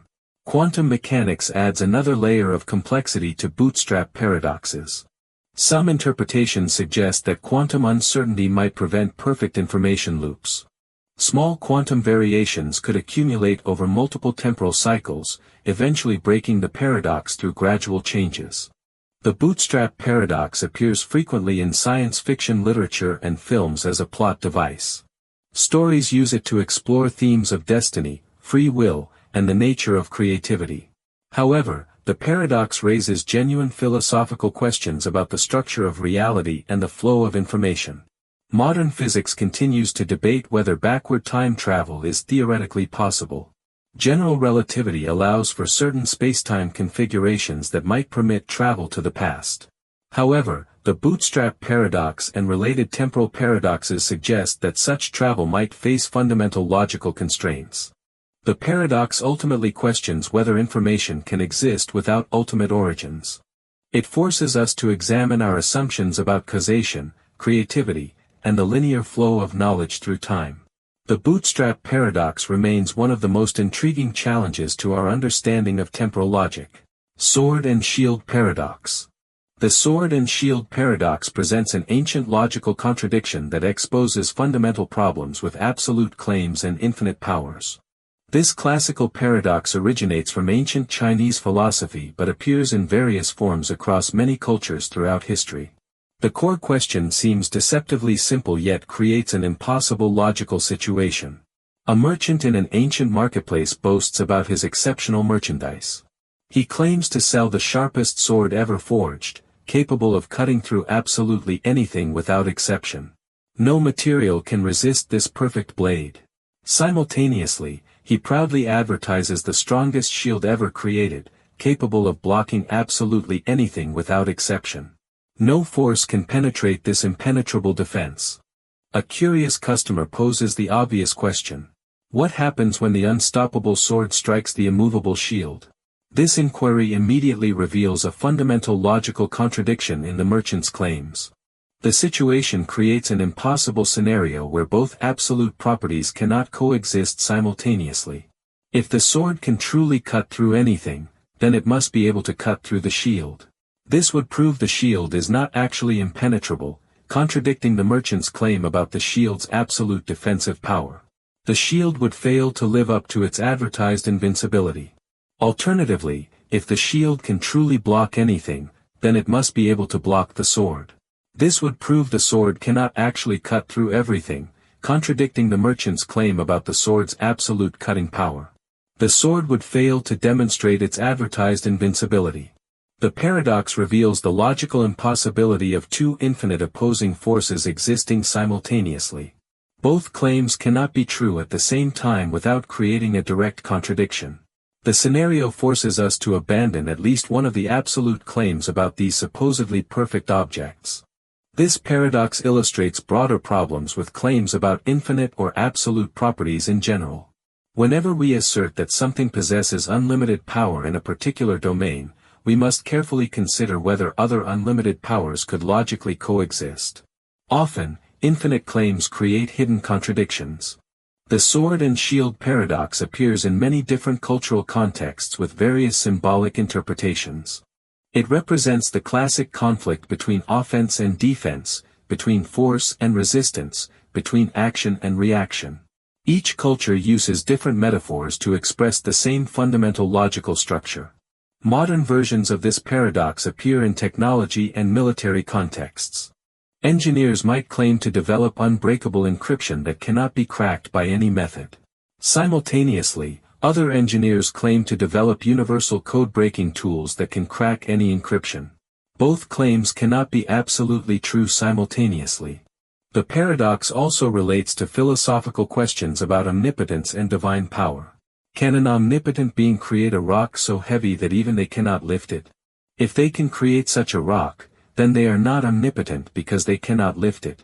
If they cannot create such a rock, then they are not omnipotent because they cannot create it. Some philosophers argue that the paradox reveals limitations in human language and logic rather than genuine contradictions in reality. They suggest that concepts like absolutely anything or infinite power are linguistically meaningful but logically incoherent when applied to concrete situations. Others propose that the paradox demonstrates the non-existence of truly infinite properties in the physical universe. Real swords and shields have finite properties that can be measured and compared. The paradox only emerges when we make impossible claims about infinite capabilities. The sword and shield paradox serves as a useful tool for testing logical consistency in various domains. It helps identify hidden contradictions in systems that make absolute claims. The paradox warns against overconfident assertions about unlimited capabilities or perfect solutions. Understanding this paradox encourages more careful and modest claims about the capabilities of tools, systems, and solutions. Instead of claiming absolute perfection, we can make more precise claims about specific capabilities within defined parameters. This approach avoids logical contradictions while maintaining practical utility. The sword and shield paradox ultimately challenges us to think more carefully about the logical limits of absolute claims and infinite properties in both theoretical and practical contexts. Grandfather paradox. The grandfather paradox represents one of the most famous and troubling logical problems associated with backward time travel. This paradox exposes fundamental contradictions that arise when actions in the past could prevent the conditions necessary for those same actions to occur in the first place. The scenario creates a causal loop that seems to violate basic principles of logical consistency. Imagine a person develops time travel technology and decides to journey back to the past. Their mission is to prevent a great tragedy by eliminating their own grandfather before their grandfather has children. The time traveler successfully completes this mission, preventing their grandfather from ever reproducing. However, if the grandfather never has children, then the time traveler's parent is never born. If the parent is never born, then the time traveler themselves is never born. If the time traveler is never born, then no one can travel back in time to eliminate the grandfather. If no one eliminates the grandfather, then the grandfather does have children, leading to the birth of the time traveler. This creates a logical contradiction where the time traveler both exists and does not exist simultaneously. They must exist to travel back and prevent their own birth, but they cannot exist if their birth was prevented. The scenario generates an impossible causal loop with no consistent resolution. The paradox extends beyond family relationships to any action that prevents its own occurrence. A time traveler could prevent the invention of time travel, the disaster that motivated their trip, or any condition necessary for their journey. Each scenario creates similar logical contradictions about existence and causation. Several theoretical solutions have been proposed to resolve the grandfather paradox. The self-consistency principle suggests that the universe somehow prevents paradoxical actions from occurring. Time travelers might find themselves unable to complete actions that would create logical contradictions, preserving causal consistency. The many worlds interpretation proposes that changing the past creates alternate timeline branches rather than altering the original timeline. The time traveler creates a new reality where their grandfather dies, while continuing to exist from their original timeline. This allows both outcomes to coexist in parallel universes. The Novikov self-consistency conjecture suggests that all time travel scenarios are predetermined to be self-consistent. Any attempt to create a paradox will fail due to circumstances that ensure the original timeline remains intact. The universe protects itself from logical contradictions through causal coordination. Some physicists argue that the paradox proves backward time travel is impossible in our universe. If time travel to the past would create logical contradictions, then natural laws must prohibit such travel. The universe prevents paradoxical situations by making their prerequisites impossible. Others propose that time is more flexible than our linear intuitions suggest. Perhaps the past can be changed without creating paradoxes if time itself adjusts to maintain consistency. This might involve quantum processes that resolve contradictions through probability distributions rather than definite outcomes. The grandfather paradox also raises philosophical questions about identity and existence across time. If someone prevents their own birth, do they gradually fade from existence? Do they exist in some liminal state? These questions challenge our understanding of personal identity and temporal continuity. Modern quantum mechanics adds complexity to temporal paradox discussions. Quantum uncertainty might prevent exact replication of past conditions, making perfect causal loops impossible. Small quantum variations could resolve paradoxes through accumulated changes over time. The paradox frequently appears in science fiction as a central plot device for exploring time travel consequences. Stories use it to examine themes of destiny, free will, and the interconnectedness of events across time. However, the paradox represents genuine theoretical challenges for physics and philosophy. Current physics research continues investigating whether backward time travel is theoretically possible under general relativity. Certain spacetime configurations might allow closed time-like curves, but the grandfather paradox suggests that such possibilities face fundamental logical constraints that must be resolved or prohibited. Grain of millet paradox. The grain of millet paradox questions the relationship between individual parts and collective wholes, challenging our intuitive understanding of when something transitions from one state to another. This ancient philosophical puzzle, also known as the Sorites paradox, demonstrates how seemingly obvious concepts can become problematic when examined with logical precision.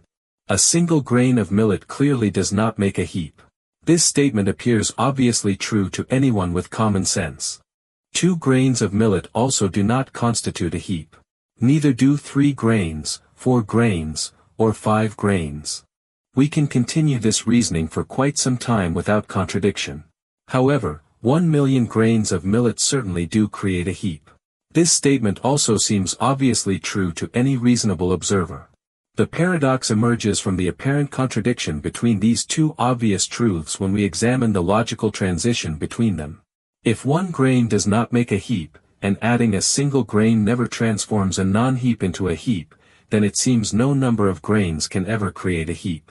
This conclusion directly contradicts our obvious observation that large collections of grain do indeed form heaps. The paradox exposes the vague boundaries of many everyday concepts. Terms like heap, bald, tall, or bold lack precise definitions with clear cutoff points. We cannot specify exactly how many grains create a heap, how few hairs constitute baldness, or what height defines tallness. This vagueness creates problems for logical reasoning about gradual changes.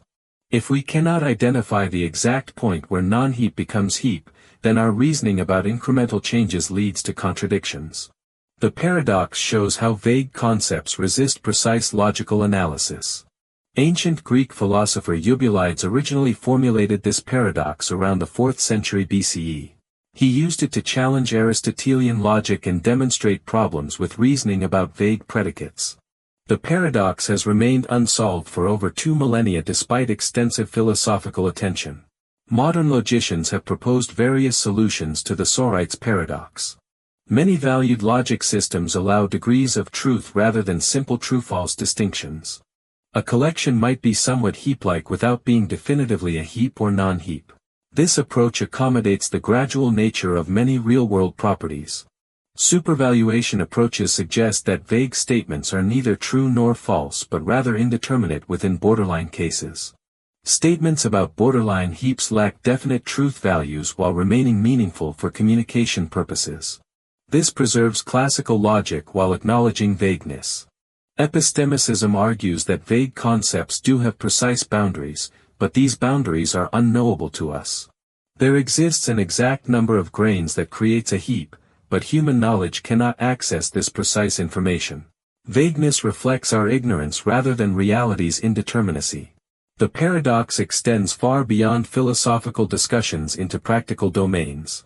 Legal systems must define terms like reasonable, substantial, or imminent without precise boundaries. Medical diagnoses often involve gradual transitions between healthy and diseased states that resist clear categorization. Environmental science faces similar challenges when defining concepts like ecosystem, species, or pollution levels. Climate change involves gradual transitions that make precise temporal boundaries difficult to establish. The paradox illuminates real-world problems with categorical thinking about continuous processes.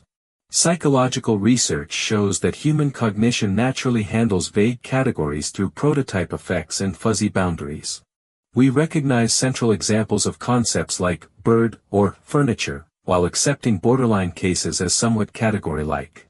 This cognitive flexibility may be adaptive for dealing with reality's continuous nature. The grain of millet paradox ultimately challenges binary thinking about complex phenomena.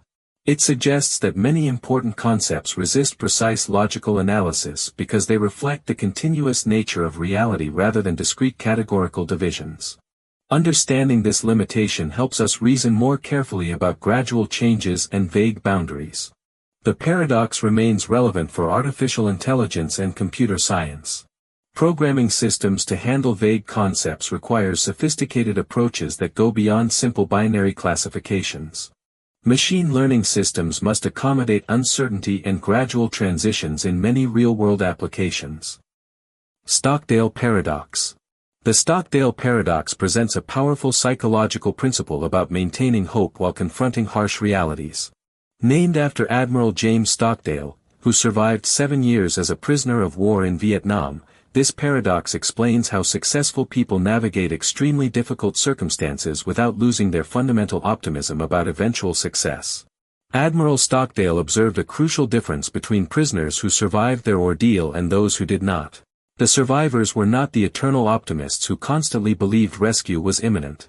Instead, the survivors combined unwavering faith in eventual success with brutal honesty about their current circumstances. The paradox states that you must maintain absolute faith that you will ultimately succeed while simultaneously confronting the brutal facts of your current reality. This seems contradictory at first. How can someone be completely optimistic about the future while being completely realistic about present difficulties? Stockdale noticed that the most optimistic prisoners often died of broken hearts. They would say things like, "We'll be out by Christmas," and when Christmas came and went, they would say, "We'll be out by Easter." When Easter came and went without rescue, they would set another deadline. This cycle of false hope eventually crushed their spirits completely. The survivors took a different approach. They never doubted that they would eventually be free and see their families again. This faith was unshakable and absolute. However, they also acknowledged the harsh reality of their daily existence without creating false timelines or unrealistic expectations about quick resolution. This psychological strategy allowed them to endure suffering without losing hope. They could face each day's hardships honestly while maintaining confidence in eventual victory. The combination of realism and faith created psychological resilience that pure optimism or pure realism alone could not provide. The Stockdale paradox applies far beyond prisoner-of-war situations to many challenging life circumstances. Business leaders facing company crises, patients dealing with serious illnesses, students struggling through difficult programs, and individuals confronting personal setbacks can all benefit from this psychological approach. In business contexts, leaders who embrace the Stockdale paradox acknowledge serious problems honestly while maintaining confidence in their organization's ability to overcome challenges. They do not sugarcoat difficulties or create unrealistic timelines, but they also do not abandon hope for eventual success. The paradox helps explain why some people thrive during difficult periods while others become overwhelmed. Those who survive and flourish typically combine two seemingly contradictory mental attitudes. They face reality without flinching while maintaining unshakable confidence in ultimate triumph. This approach differs significantly from toxic positivity, which denies or minimizes real problems. The Stockdale paradox demands honest acknowledgement of difficulties while preserving fundamental optimism. It avoids both the trap of false hope and the trap of paralyzing despair. Psychological research supports the effectiveness of this balanced approach to adversity. Studies show that realistic optimism leads to better outcomes than either blind optimism or pessimistic realism. People who can accurately assess challenges while maintaining confidence in their abilities demonstrate greater resilience and achievement. The paradox also relates to concepts of grit and perseverance in psychology. Individuals with high grit combine passion for long-term goals with persistence through obstacles. They maintain dedication to ultimate objectives while adapting their strategies based on realistic assessment of current conditions. Applications of the Stockdale paradox appear in therapeutic contexts for treating depression and anxiety. Cognitive behavioral therapy often helps patients develop realistic thinking about their situations while building confidence in their ability to create positive change over time. The paradox provides guidance for goal setting and expectation management. It suggests setting long-term aspirational goals while maintaining realistic expectations about the timeline and difficulty of achieving those goals. This approach prevents the discouragement that comes from unrealistic short-term expectations. Understanding the Stockdale paradox can improve decision-making during crises. It encourages gathering accurate information about problems while maintaining confidence in finding solutions. This balanced perspective supports both careful analysis and decisive action when needed. The Stockdale paradox ultimately teaches that hope and realism are not opposites but complementary forces that together create psychological strength for overcoming significant challenges, with the person maintaining steady posture between both. Card paradox. The card paradox presents a deceptively simple logical puzzle that reveals deep problems with self-referential statements and truth evaluation. This paradox involves a card with statements written on both sides, where each side makes a claim about the other side. The seemingly straightforward scenario creates an impossible logical situation that cannot be resolved within standard truth frameworks. Imagine a card with text written on both the front and back sides. The front side contains the statement on the back of this card is true. The back side contains the statement on the front of this card is false. These two statements create a logical relationship where each refers to the truth value of the other. Let us examine what happens when we try to determine the truth value of these statements systematically. Suppose the front statement is true. If the statement on the back of this card is actually true, then the back statement must be true as claimed. However, the back statement says, the statement on the front of this card is false. If the back statement is true, then the front statement must be false, contradicting our initial assumption. Now suppose the front statement is false. If the statement on the back of this card is actually false, then the back statement must be false contrary to what the front claims. However, the back statement says, the statement on the front of this card is false. If the back statement is false, then the front statement must be true, again contradicting our assumption. We can approach the paradox from the other direction with identical results. Suppose the back statement is true. If the statement on the front of this card is actually true, then the front statement must be false as claimed. However, the front statement says, the statement on the back of this card is true. If the front statement is false, then the back statement must be false, contradicting our assumption that it is true. Finally, suppose the back statement is false. If the statement on the front of this card is actually false, then the front statement must be true contrary to what the back claims. However, the front statement says, the statement on the back of this card is true. If the front statement is true, then the back statement must be true, contradicting our assumption that it is false. Every possible assignment of truth values leads to a logical contradiction. Neither statement can be consistently evaluated as true or false without generating impossible consequences. The card creates a closed loop of mutual reference that resists standard logical analysis. The card paradox belongs to the family of liar paradoxes that have puzzled philosophers and logicians for centuries. These paradoxes demonstrate that self-referential statements can create logical impossibilities even when the individual statements appear perfectly meaningful and grammatically correct. The paradox reveals fundamental limitations in classical two-valued logic systems. Traditional logic assumes that every meaningful statement must be either true or false, with no other possibilities. However, self-referential paradoxes suggest that some statements cannot be assigned truth values without generating contradictions. Various solutions have been proposed to handle such paradoxes. Many valued logic systems allow statements to have truth values other than simply true or false. Statements might be considered indeterminate, meaningless, or assign degrees of truth that avoid sharp binary distinctions. Hierarchical approaches suggest that statements should be evaluated at different levels to avoid direct self-reference. The front statement would refer to the back statement at a lower level, while the back statement refers to the front at a different level, preventing the circular dependency.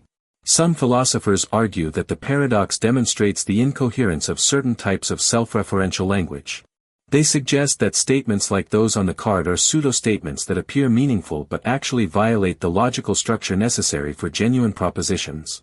The card paradox illustrates how everyday language can contain hidden logical traps. Seemingly innocent statements about other statements can create impossible situations when they form closed referential loops. This highlights the need for careful analysis when dealing with self-referential claims. Understanding the card paradox helps identify similar problems in legal documents, computer programming, and formal systems. Any system that allows statements to refer to other statements within the same system must be designed carefully to avoid paradoxical loops.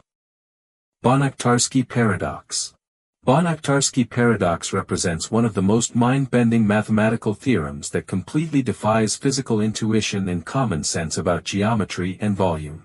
The paradox states that it is theoretically possible to take a solid sphere, cut it into a finite number of pieces, and then reassemble those pieces into two complete spheres, each identical in size to the original sphere.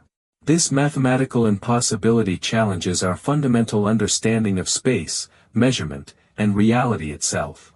The paradox operates entirely within the realm of pure mathematics using concepts from set theory and abstract geometry. The theorem requires accepting the axiom of choice, which allows mathematicians to make infinitely many arbitrary selections from infinite collections of sets. This axiom enables the construction of extremely complicated and counterintuitive mathematical objects that have no physical counterparts in the real world. The decomposition process involves dividing the original sphere into 5 distinct pieces that possess bizarre geometric properties. These pieces are not ordinary geometric shapes that we could visualize or construct physically. Instead, they represent abstract mathematical sets that are defined through infinite processes and contain points with no measurable volume in any conventional sense. Each of these 5 pieces exhibits properties that seem impossible from a physical perspective. Some pieces are dense throughout the entire sphere while simultaneously having zero volume. Others have boundaries that are infinitely complex and cannot be drawn or visualized. The pieces interpenetrate each other in ways that violate our normal understanding of how objects occupy space. The reassembly process uses only rigid motions like rotation and translation to transform the 5 pieces into configurations that form 2 complete spheres. No stretching, compression, or deformation occurs during this process. The transformation preserves all distances and angles within each piece, yet somehow creates twice as much total volume from the same original material. This apparent violation of volume conservation seems to contradict basic principles of physics and geometry.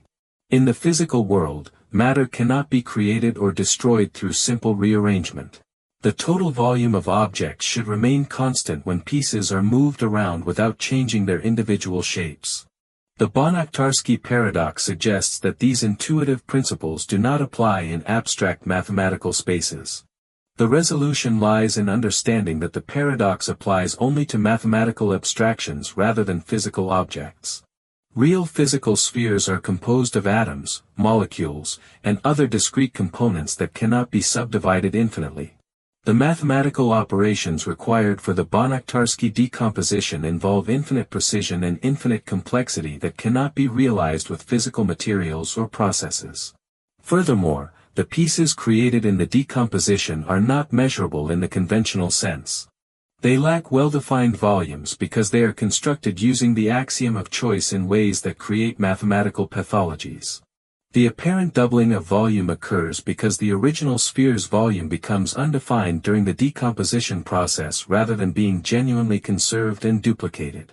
The paradox reveals deep connections between different areas of mathematics including set theory, topology, group theory, and measure theory. It demonstrates how seemingly reasonable mathematical axioms can lead to conclusions that contradict physical reality and geometric intuition. This tension highlights the difference between mathematical possibility and physical realizability. The Banach-Tarski paradox has influenced discussions about the foundations of mathematics and the relationship between mathematical abstractions and physical reality. It raises questions about which mathematical results should be considered meaningful descriptions of the physical world versus purely abstract logical constructions. Some mathematicians have proposed alternative axiom systems that avoid the paradox by restricting the axiom of choice or modifying other foundational assumptions.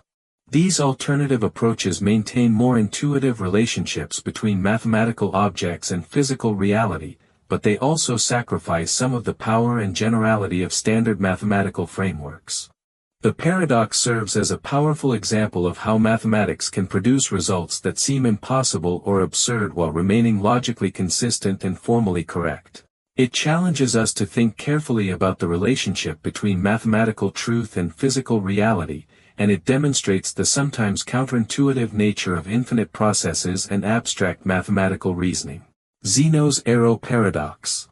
Zeno's arrow paradox presents a profound challenge to our understanding of motion and time by arguing that a moving arrow must actually be motionless at every instant of its flight. This ancient Greek paradox forces us to confront fundamental questions about the nature of time, space, and change that continue to puzzle philosophers and physicists today. The paradox begins with careful analysis of what happens to an arrow during any single instant of its flight through the air. At any specific moment in time, Zeno argues, the arrow occupies a definite position in space. During that instant, the arrow is located at one particular place and nowhere else. It cannot be in multiple locations simultaneously, so it must occupy exactly one position at each moment. The crucial insight comes from examining what it means for something to be moving during an instant. Motion requires change of position over time. However, an instant has no duration by definition. During an instant, no time passes, so no change can occur. If no change occurs during an instant, then no motion can occur during that instant. Therefore, the arrow must be motionless at every single instant of its flight. This reasoning leads to the paradoxical conclusion that the arrow never actually moves, despite our clear observation that arrows do fly through the air and reach their targets. If the arrow is motionless at every instant, and time consists entirely of instants, then the arrow must be motionless throughout its entire flight.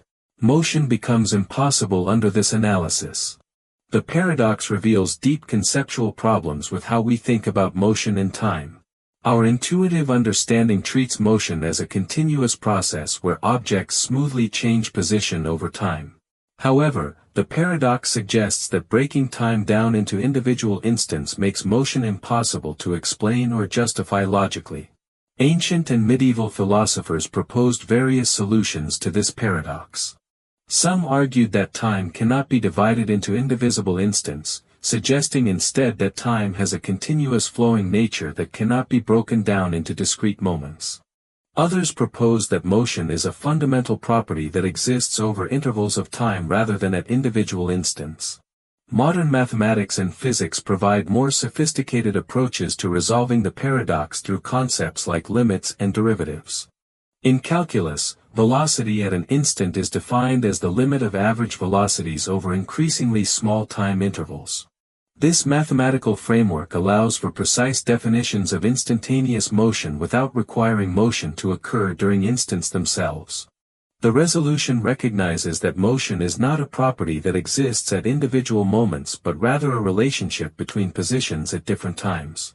Saying that an object is moving means that its position changes over time intervals, not that something special happens at each instant. The arrow's motion emerges from comparing its positions at different times rather than from analyzing individual moments. Einstein's theory of relativity adds another layer to understanding this paradox by revealing that simultaneity and the division of spacetime into moments depends on the observer's reference frame. What counts as an instant varies depending on relative motion between observers, making the paradox's assumption about universal instants problematic. Quantum mechanics introduces additional complications by suggesting that particles do not have definite positions and velocities simultaneously.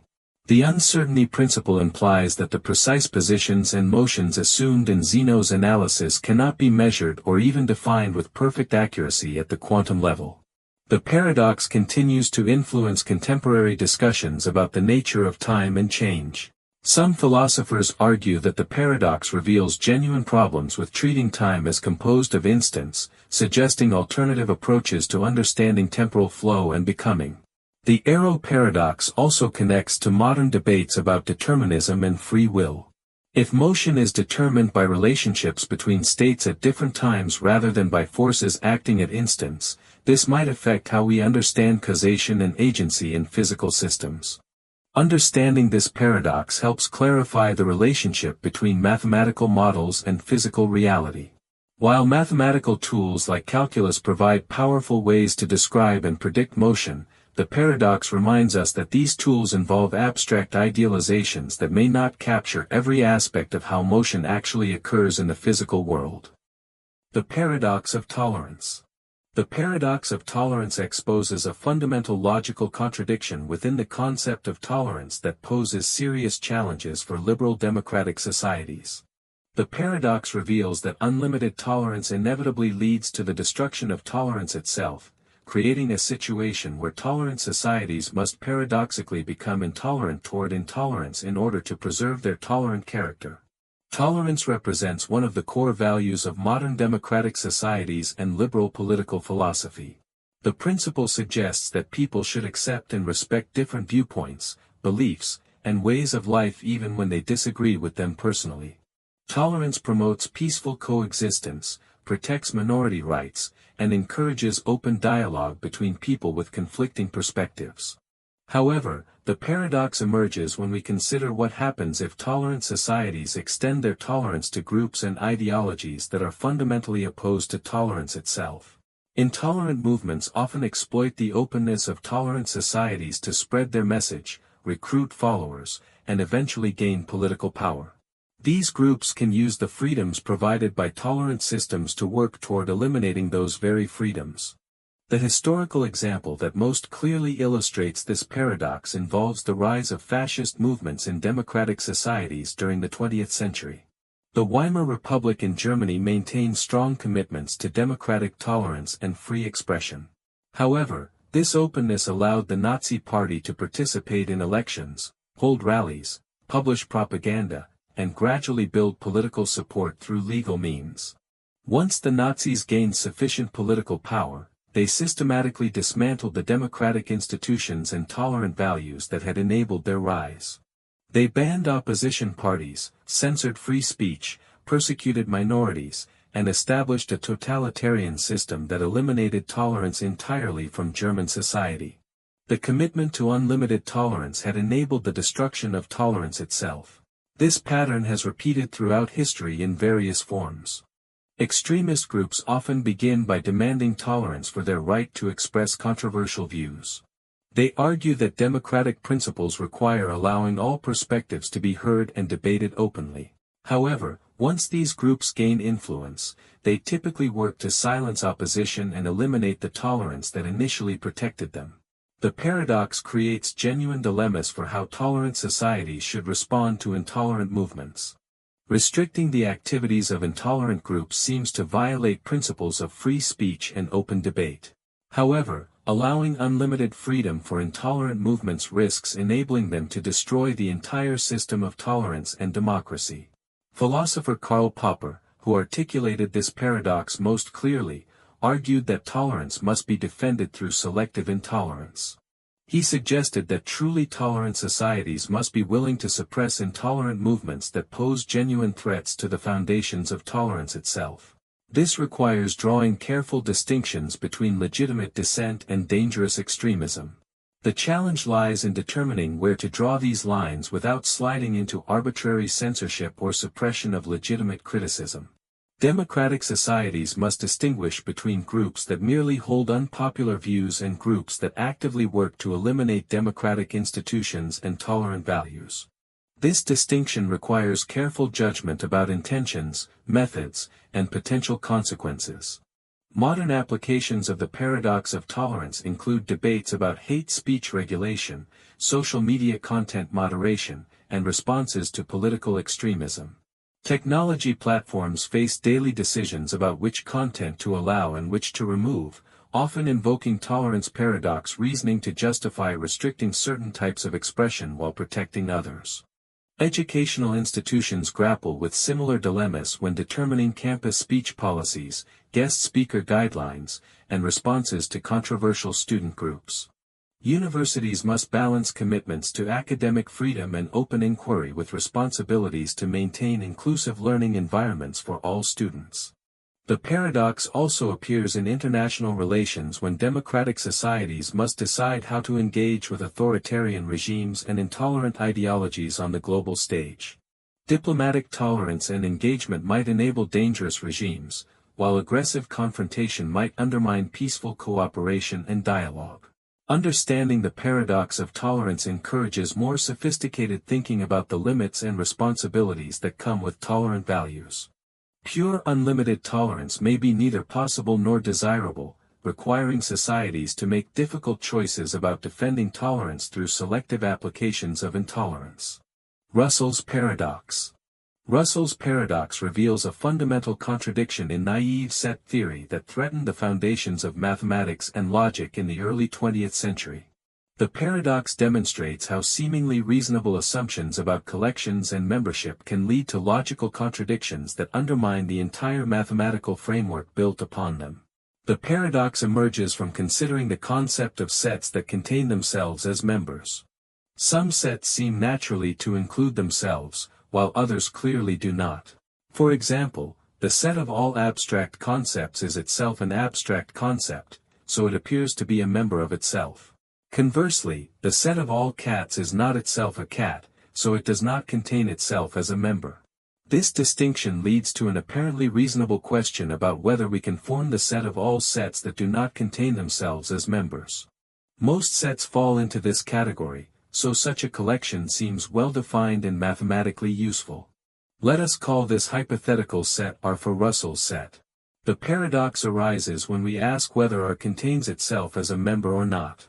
If R contains itself, then by definition it must be a set that does not contain itself, which is a contradiction.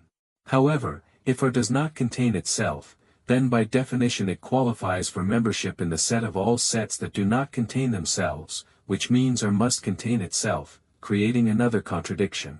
This creates an inescapable logical trap where both possible answers lead to contradictions. R cannot contain itself because that would violate its defining property. However, R cannot fail to contain itself because that would mean it qualifies for membership in itself. The set R both must and cannot be a member of itself simultaneously. The paradox devastated the mathematical community because it revealed fundamental flaws in the intuitive approach to set theory that most mathematicians had accepted without question. If basic concepts like sets and membership could generate contradictions, then the entire enterprise of mathematics built upon these foundations became questionable. Bertrand Russell discovered this paradox while working on mathematical logic and the foundations of arithmetic. He was attempting to derive mathematics from pure logic using set theory, but the paradox showed that naive set theory contained inherent contradictions that made this project impossible without major modifications to the underlying framework. Various solutions have been developed to avoid Russell's paradox while preserving the usefulness of set theory for mathematics. The most successful approach involves axiomatic set theory, which carefully restricts the kinds of collections that qualify as legitimate sets. These restrictions prevent the formation of problematic sets like R while maintaining enough flexibility for mathematical applications. The Zermelo-Fraenkel axioms represent the most widely accepted solution to Russell's paradox. These axioms prohibit unrestricted set formation and require that new sets be constructed only through specific approved methods. This prevents the formation of the set of all sets that do not contain themselves, eliminating the paradox. Type theory offers an alternative approach that assigns different logical types to different kinds of mathematical objects. Sets can only contain members of lower types, preventing any set from containing itself. This hierarchical structure eliminates Russell's paradox by making the question of self-membership meaningless. The paradox has broader implications beyond pure mathematics. It demonstrates how careful logical analysis can reveal hidden contradictions in apparently reasonable concepts. This insight has influenced computer science, philosophy of language, and other fields that rely on formal logical reasoning. Russell's paradox also illustrates the difference between intuitive mathematical reasoning and rigorous formal systems. Many mathematical concepts that seem obvious and well-defined actually require careful axiomatization to avoid contradictions. The paradox showed that mathematical intuition alone is insufficient for building reliable logical foundations. The discovery of this paradox launched a period of intensive research into mathematical foundations that continues today. Mathematicians developed sophisticated tools for analyzing logical consistency and constructing contradiction-free formal systems. This work has enhanced our understanding of what can and cannot be proven within different mathematical frameworks. Modern applications include computer science contexts where self-reference and recursive definitions can create similar paradoxes. Programming languages and database systems must be designed carefully to avoid Russell-type contradictions in their logical structures and query systems. Epimenides' paradox, liar paradox. Epimenides' paradox presents one of the oldest and most persistent logical paradoxes in philosophy, revealing deep problems with self-reference and truth that continue to challenge logicians and philosophers today. The paradox stems from a statement that refers to its own truth value, creating an inescapable contradiction that undermines our basic understanding of truth and falsehood. The classical formulation involves Epimenides, a Cretan philosopher who allegedly declared that all Cretans are liars. Since Epimenides himself was Cretan, his statement creates a logical problem. If the statement is true, then Epimenides must be a liar as a Cretan, which means his statement cannot be trusted as true. However, if the statement is false, then not all Cretans are liars, which could mean Epimenides is telling the truth about Cretans being liars. The modern version of the paradox simplifies this structure with the direct statement, "This statement is false." This sentence refers explicitly to itself and claims to be false. If the statement is true, then what it says about itself must be accurate, meaning it is false. But if the statement is false, then its claim about being false is incorrect, which means it must be true. This creates an impossible situation where the statement must be both true and false simultaneously, violating the fundamental logical principle that statements must have definite truth values. The paradox reveals that self-referential statements about truth can generate contradictions that cannot be resolved within standard logical frameworks. The paradox has profound implications for understanding language, truth, and logical systems. It suggests that not all grammatically correct sentences can be assigned meaningful truth values. Some statements transcend the simple categories of true and false, requiring more sophisticated approaches to meaning and reference. Various philosophical approaches attempt to resolve or dissolve the paradox. Some argue that self-referential statements like the liar are meaningless rather than paradoxical. According to this view, sentences that refer to their own truth values fail to express genuine propositions and should be excluded from logical analysis entirely. Other solutions propose that the liar sentence belongs to a different logical level than the concepts it attempts to describe. This approach suggests that statements about truth require a higher-order logical language than the statements whose truth they evaluate. The paradox arises from improperly mixing these different logical levels. Formal logical systems have developed sophisticated tools for handling self-reference and truth predicates. Tarski's semantic theory provides mathematical frameworks for defining truth that avoid the liar paradox by carefully distinguishing between object language and metalanguage.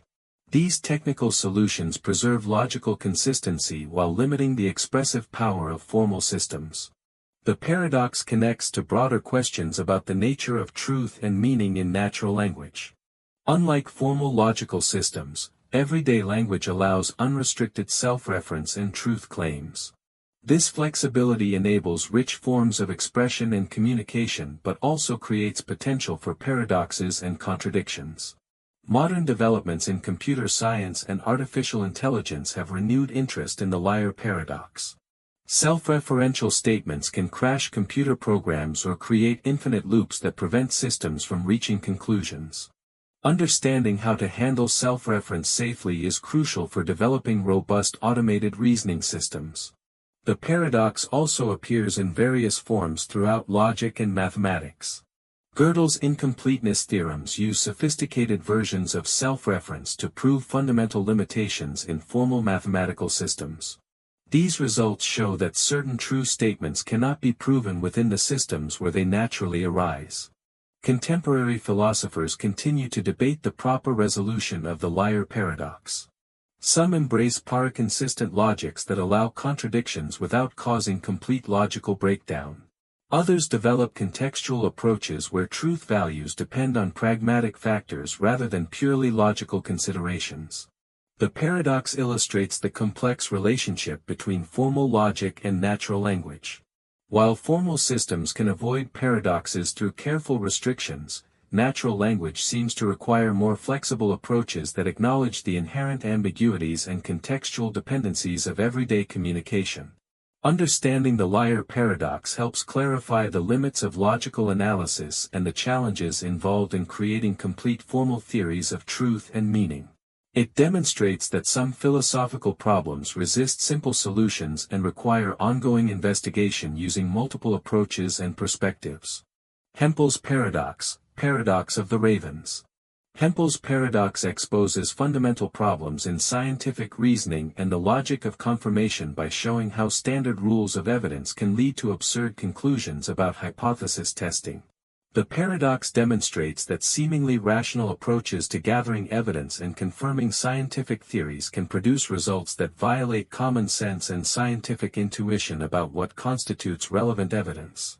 The paradox begins with a straightforward scientific hypothesis that appears easy to test through systematic observation. Consider the statement, "All ravens are black." This seems like a clear empirical claim that scientists could verify by examining ravens in their natural habitats, in zoos, or in museum collections to determine their coloration patterns.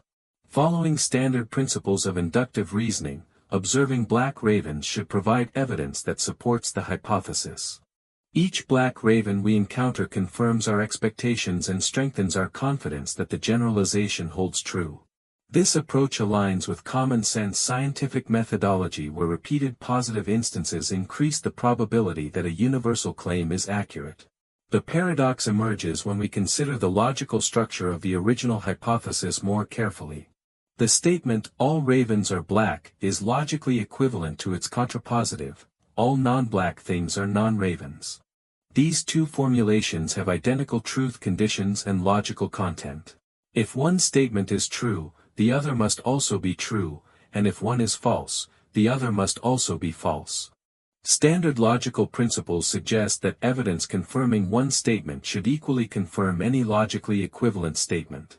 If observing black ravens supports, "All ravens are black," then observing non-black non-ravens should provide equivalent support for, "All non-black things are non-ravens," which logically confirms the identical claim about ravens and blackness.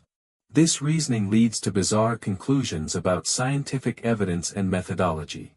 A white piece of paper provides evidence that all ravens are black because it represents a non-black non-raven. Red apples, blue flowers, green leaves, and yellow pencils all contribute evidence supporting claims about raven coloration.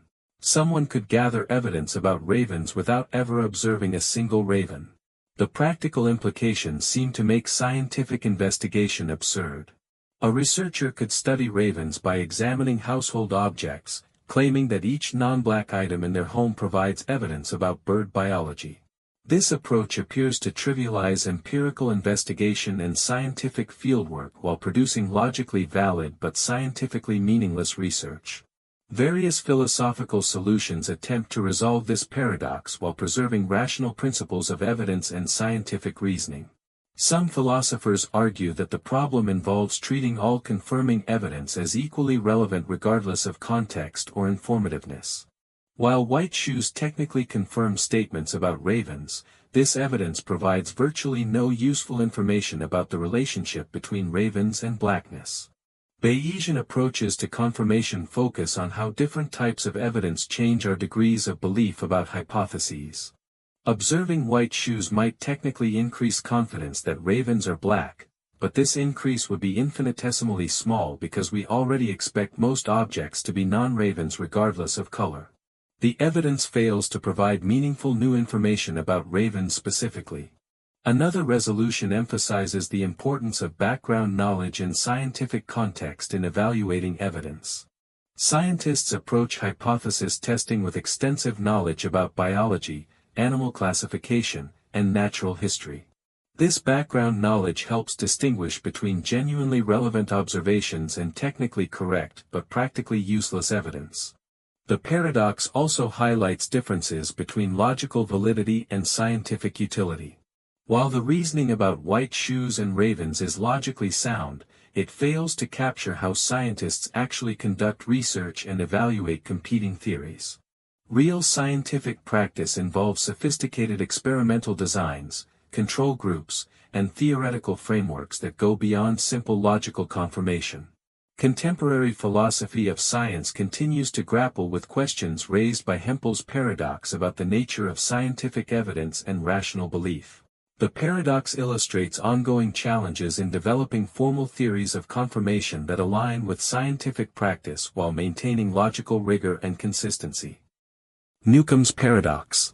Newcomb's paradox presents a deeply puzzling decision theory problem that challenges our understanding of rational choice, free will, and prediction.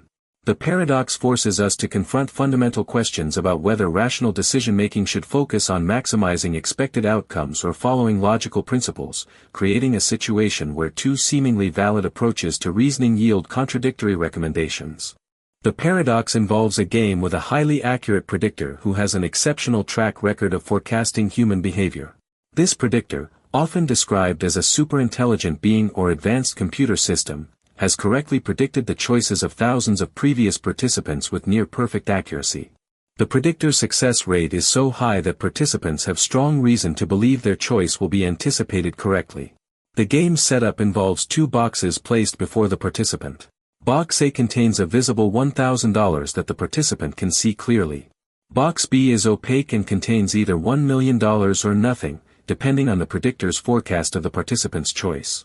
The participant must choose between taking only box B or taking both boxes together. The crucial element determining box B's contents is the predictor's forecast made before the participant enters the room. If the predictor anticipated that the participant would take only box B, then box B contains $1 million. However, if the predictor forecasted that the participant would take both boxes, then box B remains empty. The participant knows these rules and the predictor's impressive track record. This creates a decision dilemma with two compelling but contradictory approaches. The dominance principle suggests taking both boxes because the contents are already determined before the choice occurs. Regardless of what box B contains, taking both boxes yields $1,000 more than taking only box B. If box B contains $1 million, taking both boxes gives $1.001 million versus $1 million. If box B is empty, taking both boxes gives $1,000 versus $0. However, expected value calculations strongly favor taking only box B. Given the predictor's track record, participants who take only box B almost certainly receive $1 million, while participants who take both boxes almost certainly receive only $1,000. The expected payoff from one boxing significantly exceeds the expected payoff from two boxing when the predictor's accuracy is considered. The paradox reveals a conflict between causal decision theory and evidential decision theory. Causal decision theory focuses on whether the participant's choice can actually influence outcomes. Since box B's contents were determined before the choice occurs, the participant's decision cannot causally affect what they receive. Therefore, causal decision theory recommends taking both boxes to maximize the actual payoff. Evidential decision theory considers what the participant's choice reveals about the likely state of the world. Choosing to take only box B provides strong evidence that the participant is the type of person the predictor would have anticipated taking only box B, making it highly likely that box B contains $1 million. This approach recommends one boxing based on the correlation between choice and outcome. The paradox becomes even more perplexing when we consider the predictor's perspective. The predictor's accuracy depends on correctly anticipating how participants will reason about the problem. If most people follow evidential decision theory and take only box B, the predictor succeeds by putting money in box B for evidential decision theorists and leaving it empty for causal decision theorists. Philosophical discussions of Newcomb's paradox often involve questions about free will and determinism. If human choices are truly free and unpredictable, then accurate prediction seems impossible. However, if choices follow deterministic patterns that can be predicted, this raises questions about whether humans possess genuine agency and responsibility for their decisions. Some philosophers argue that the paradox dissolves when we recognize that perfect prediction is impossible for beings with free will. Others contend that the paradox remains meaningful even with imperfect but highly accurate prediction. The level of accuracy required to generate the paradox remains a subject of ongoing debate. The paradox has practical applications in game theory, artificial intelligence, and decision theory research. It illuminates fundamental tensions between different approaches to rational choice and highlights the challenges involved in making decisions under uncertainty about others' predictions of our behavior. The omnipotence paradox. The omnipotence paradox exposes fundamental logical contradictions in the concept of unlimited power, challenging traditional theological and philosophical discussions about divine attributes and the nature of absolute authority. The paradox demonstrates that the notion of omnipotence contains inherent contradictions that make it impossible to define coherently without abandoning either logical consistency or the unlimited nature of the power itself. The classic formulation asks whether an omnipotent being can create a stone so heavy that the being cannot lift it. This seemingly simple question creates an inescapable logical trap that undermines the coherence of omnipotence as typically understood.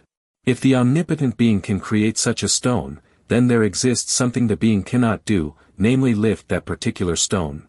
However, if the being cannot create such a stone, then there is still something the being cannot do, namely create stones beyond its lifting capacity.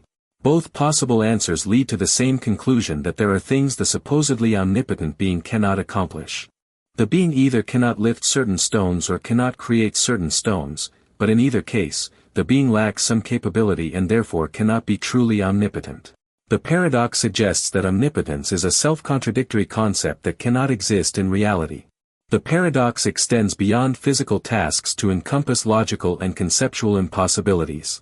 Can an omnipotent being create square circles, married bachelors, or true contradictions?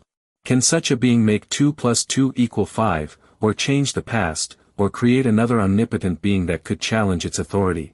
Each of these questions reveals additional tensions within the concept of unlimited power. Various theological and philosophical responses attempt to resolve or dissolve the paradox while preserving meaningful notions of supreme power. Some argue that omnipotence should be understood as the ability to do anything that is logically possible rather than literally everything. Under this interpretation, creating unliftable stones or square circles falls outside the scope of omnipotence because these tasks involve logical contradictions rather than genuine possibilities. This logical limitation approach suggests that omnipotence means having maximal power within the constraints of logical consistency. An omnipotent being can accomplish any coherent task but cannot violate fundamental principles of logic that make concepts meaningful. The inability to create logical contradictions reflects the nature of logic itself rather than limitations on the being's power. Another resolution involves temporal considerations about the exercise of omnipotent power. Perhaps an omnipotent being could create an unliftable stone but would simultaneously lose omnipotence in the process. The being retains the ability to perform this action but cannot remain omnipotent after completing it. This approach treats omnipotence as a potentially temporary attribute that can be voluntarily relinquished. Some philosophers argue that the paradox involves category errors that misapply concepts of physical limitation to beings that transcend physical constraints entirely. Physical tasks like lifting stones may simply be inappropriate ways to understand divine or absolute power that operates according to different principles than ordinary physical causation.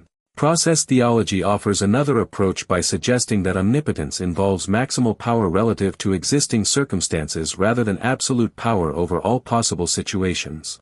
This view treats power as relational and contextual rather than as an abstract absolute property that generates logical paradoxes. The paradox has implications beyond theology for understanding concepts of absolute authority, unlimited capability, and perfect control in various contexts.